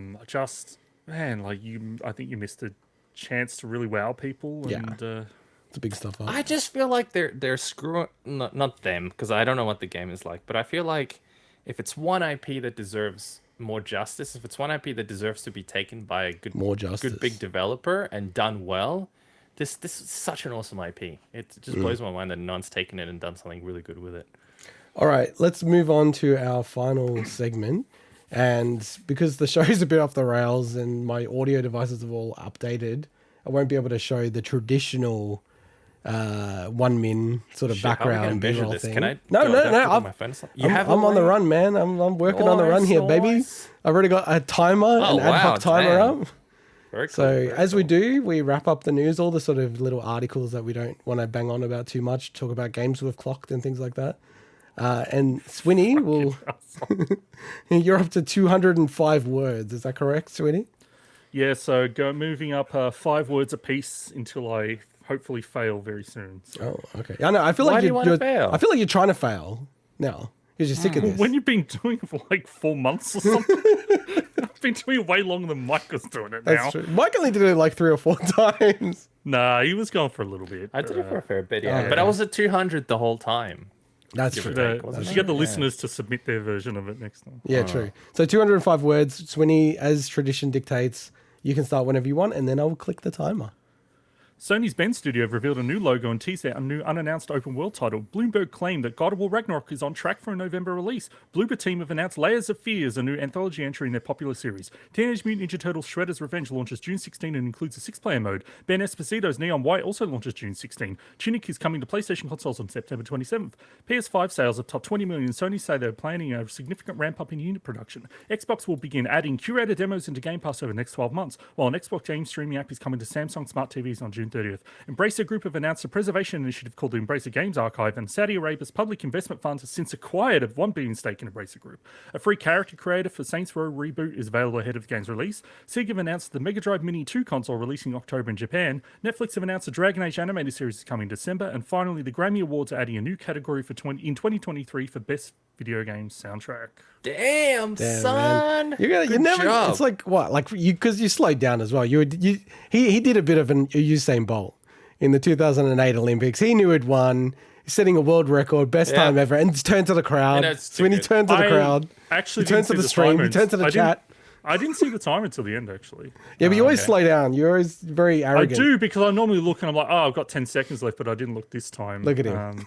I see this time you didn't have a backup of the cell. Oh, he didn't. Yeah, Did you change something, Mike? Did you? Well, you are dyslexic because it said Saudi Arabia's pubic investment fund. Mike, Not public. I'm not reading from the run Of sheet. course you know, you son of a. Oh, that's next can't- level. I love that. You can't modify my open Word That's document that I have awesome. on my computer. So a bit of behind the scenes, and people in the chat are saying GG, Swinny, GG. Very good game. Very good. So behind the scenes, we have a Google Sheets like run sheet for every single show we've ever done, so we can all collaborate, change it, things like that. Now Swinny does 99% of the stuff. I tweak a bit, change a little bit here and there, and Mike's role is basically to delete shit, annoy us, change stuff, put things in columns you're not meant to, rearrange things, break the algorithm. So yeah, but that is good. I didn't realize you were doing Everyone that. has a role to play. Swinny. Yeah. Is that just from last week that you smart. switched to Word? Just yeah, for smart. this one. That's smart. That's Can I smart. just say, you guys? I don't know if you guys noticed, but I updated the little like segment name at the bottom to say cover a bunch of shit. I made that change ages ago, and you guys never called it out because it used to be like a bunch of news. And I'm at the like, bottom. Well, I like it anyway, so. Yeah, it because doesn't I'm bother like, me. well, this doesn't get clipped to go off, so it's fine. Very good. So, as we normally do, we actually then talk for like 20 minutes about the 1 minute of news. What were the big things that jumped out at you, Swinny? Look, the whole God of War thing, it's like so many people are saying each way about, this game will come this year, won't come this year. Yeah.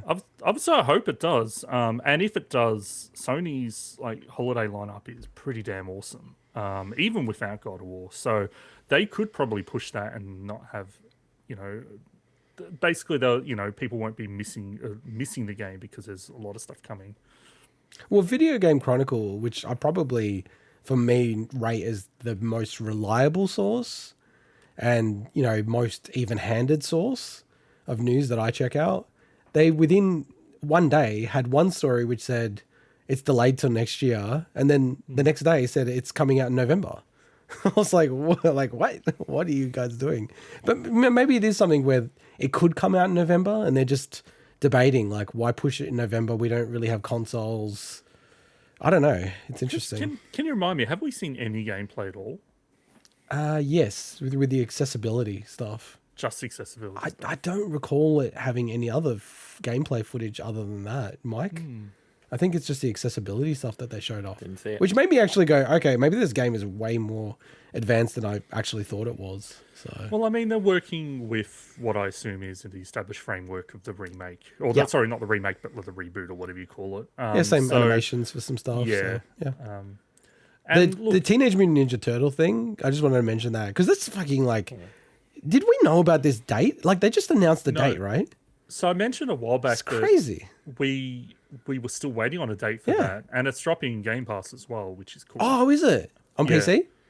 Not sure on PC. Probably not. Bastards. But yeah, they announced Casey Jones as a playable character, which is awesome. Yeah. I think that's the 7th playable character because you got the Turtles, Splinter, and April as well.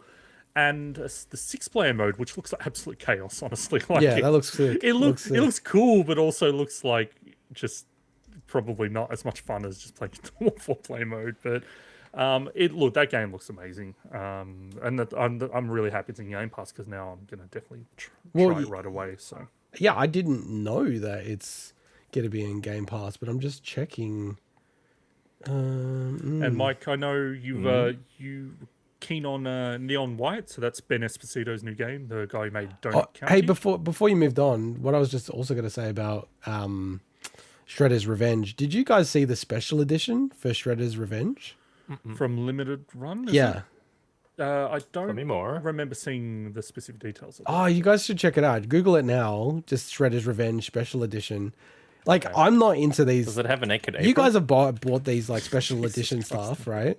But I've never bought these things. But this one in particular, I'm like, damn, the way they did this was really, really cool. And it's super nostalgic with like the VHSs, the Pizza Hut pass that came out that's in the cool. original game. That's- It just looks really freaking cool. It's like, that's the way to do it. If they're going to do something like that, that is really cool. It wasn't. It was a weird thing to put in 1 min, but also Limited Run games are now finally doing some Xbox releases.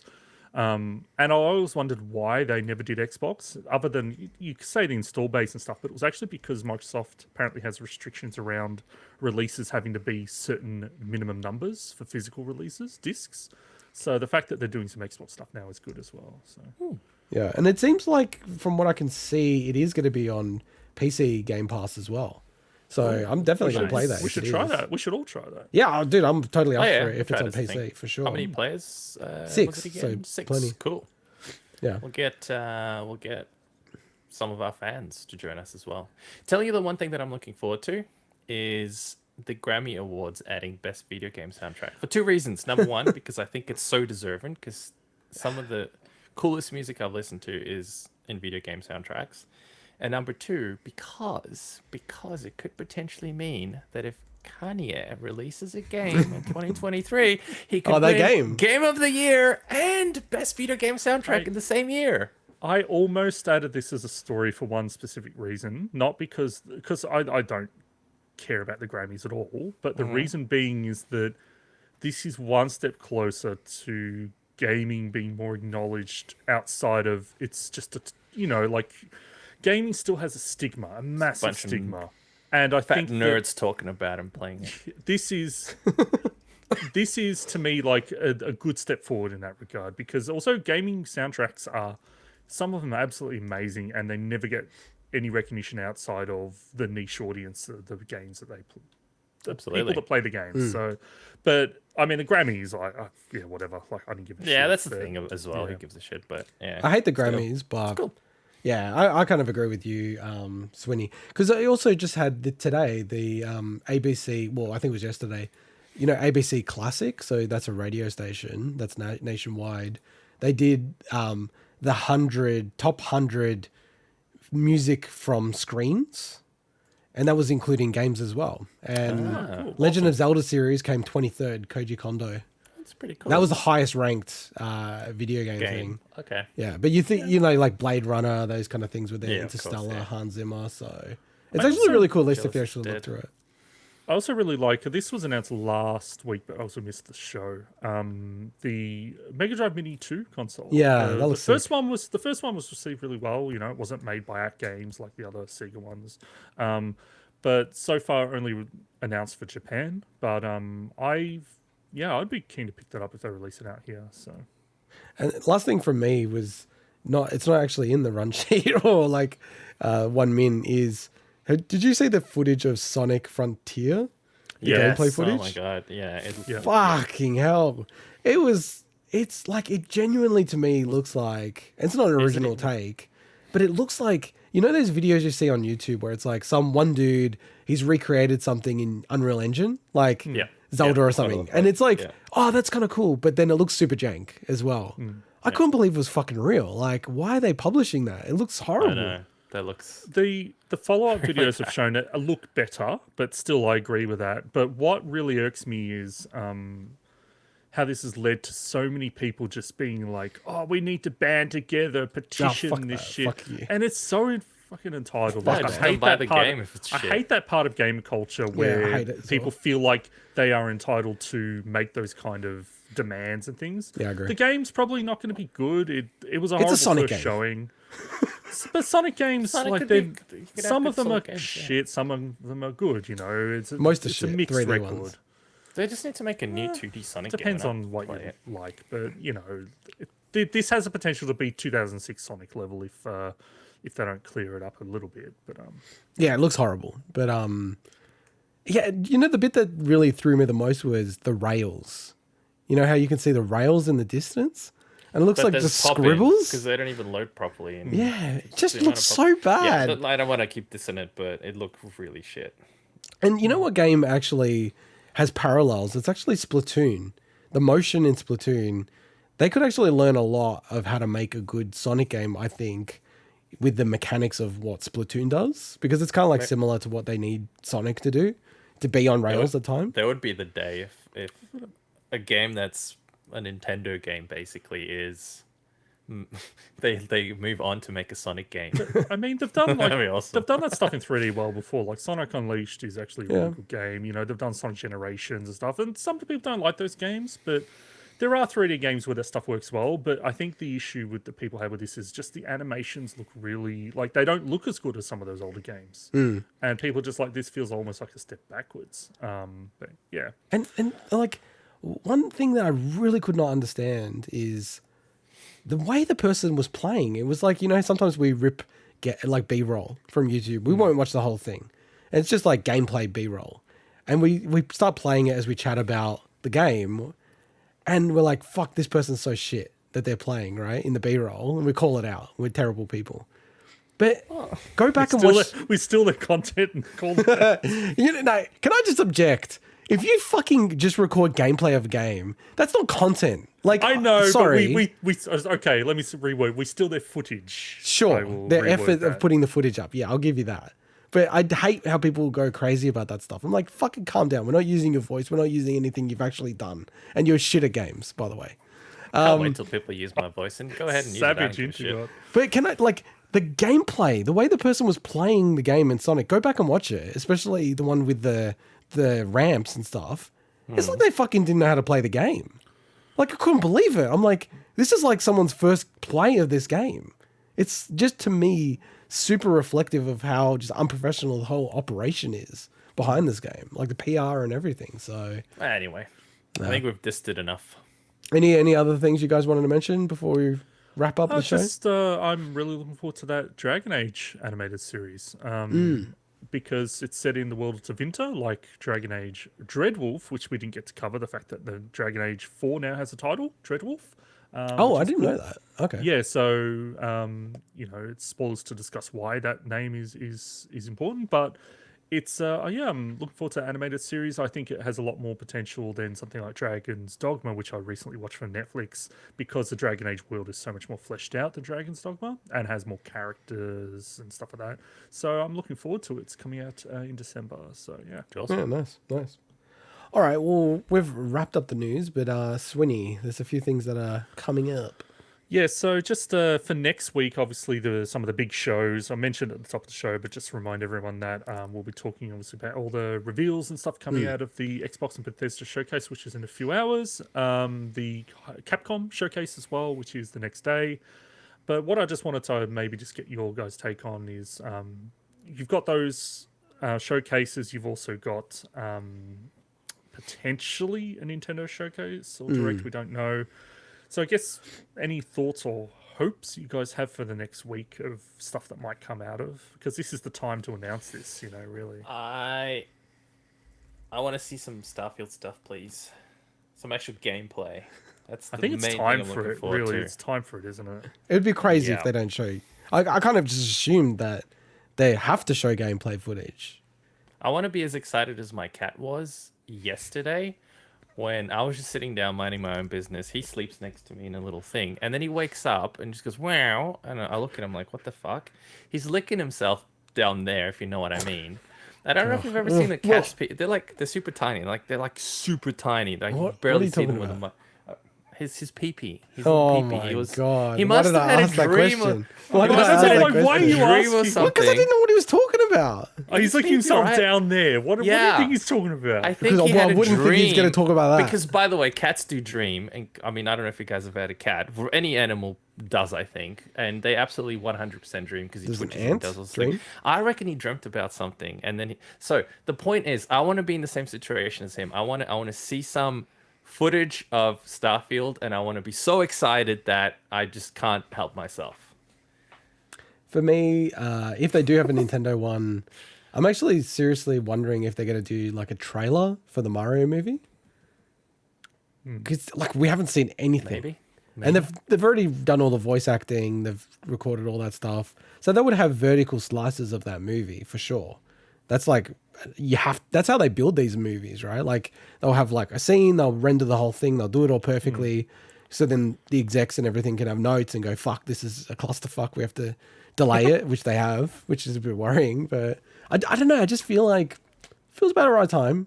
If it's going to come out first quarter next year from memory, it's like 9 months away. I feel like, having a trailer is pretty important to start building the hype for this movie. So that would be cool if they have a trailer for that. And then I wonder with that, we don't know when the next fucking Mario game's coming out. It kind of... Look, I know that Bowser's Fury came out. And by the way, like, you haven't played that game, go and play that game. It's fucking cool, right? But it's a very bite-sized game. I couldn't imagine that would have been taking them years and years and years to develop. So once you consider Odyssey came out in 2017, it's 5 years since Odyssey, and that's like as long as it's been between drinks for Mario games. Yeah, but didn't they release that Pink Mario game? What was Pink Mario? Game where it's Pink Mario.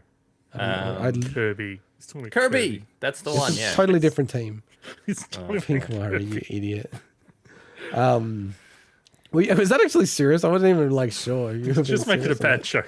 I know. Making a bad joke. Yeah, so like I think that like I'm still amazed that we don't know anything about the next Mario game at all. Like anything to do with that game, and no one's talking about it. It seems very strange to me. Probably gonna have Mario in it. Outside of that, I don't know, Swinny. Like I haven't been paying attention to any of the rumors. So everyone's like, "Oh, the Last of Us thing got ruined, and this got ruined, and all the Xbox stuff's been leaked." I'm like, I fucking have no idea. Huh. So, and I'm glad to be in this state of ignorance. So, for me, look, obviously we've talked about for Capcom, you know, I want to see Dragon's Dogma 2. It's the right time for it if they're going to announce it any time. So from them, from Xbox, look, I want to see Avowed. I really want to. We know Central talking late last year, I think it was, that game potentially could be shown at E3 2022. So Okay. maybe it's at a point where they can show at least a gameplay trailer. I would like to see Starfield as well, but show us the GoldenEye remaster. You know, like that's something we know is happening. There was also recent updates to the achievement list from Rare developers. There is a rumored thing that I won't mention that potentially could get announced that I'm really excited for. Okay. But I'd say that they're the main things. They're the main things for me. Just give me Dragon's Dogma 2, please, Capcom. Can I say selfishly, if this is something that they've already built, but like a Metroid Prime trilogy Switch release That'd be awesome. this year, because it just, I don't know, like there's not that much coming out this year, and it just feels like that would be like a good big hit. You know what I mean? Like sell a lot of units and just be friggin' like Switch to me just is like something about it feels like the perfect place to play Metroid Prime. Like I've tried to play it a lot recently, and I'm like, I just can't click with it. Like, I actually would so love to play it on the Switch. So because you still have gyro on the Switch as well. Like if you wanted to go down that path. So yeah, that would be cool. But I just whether it will ever happen.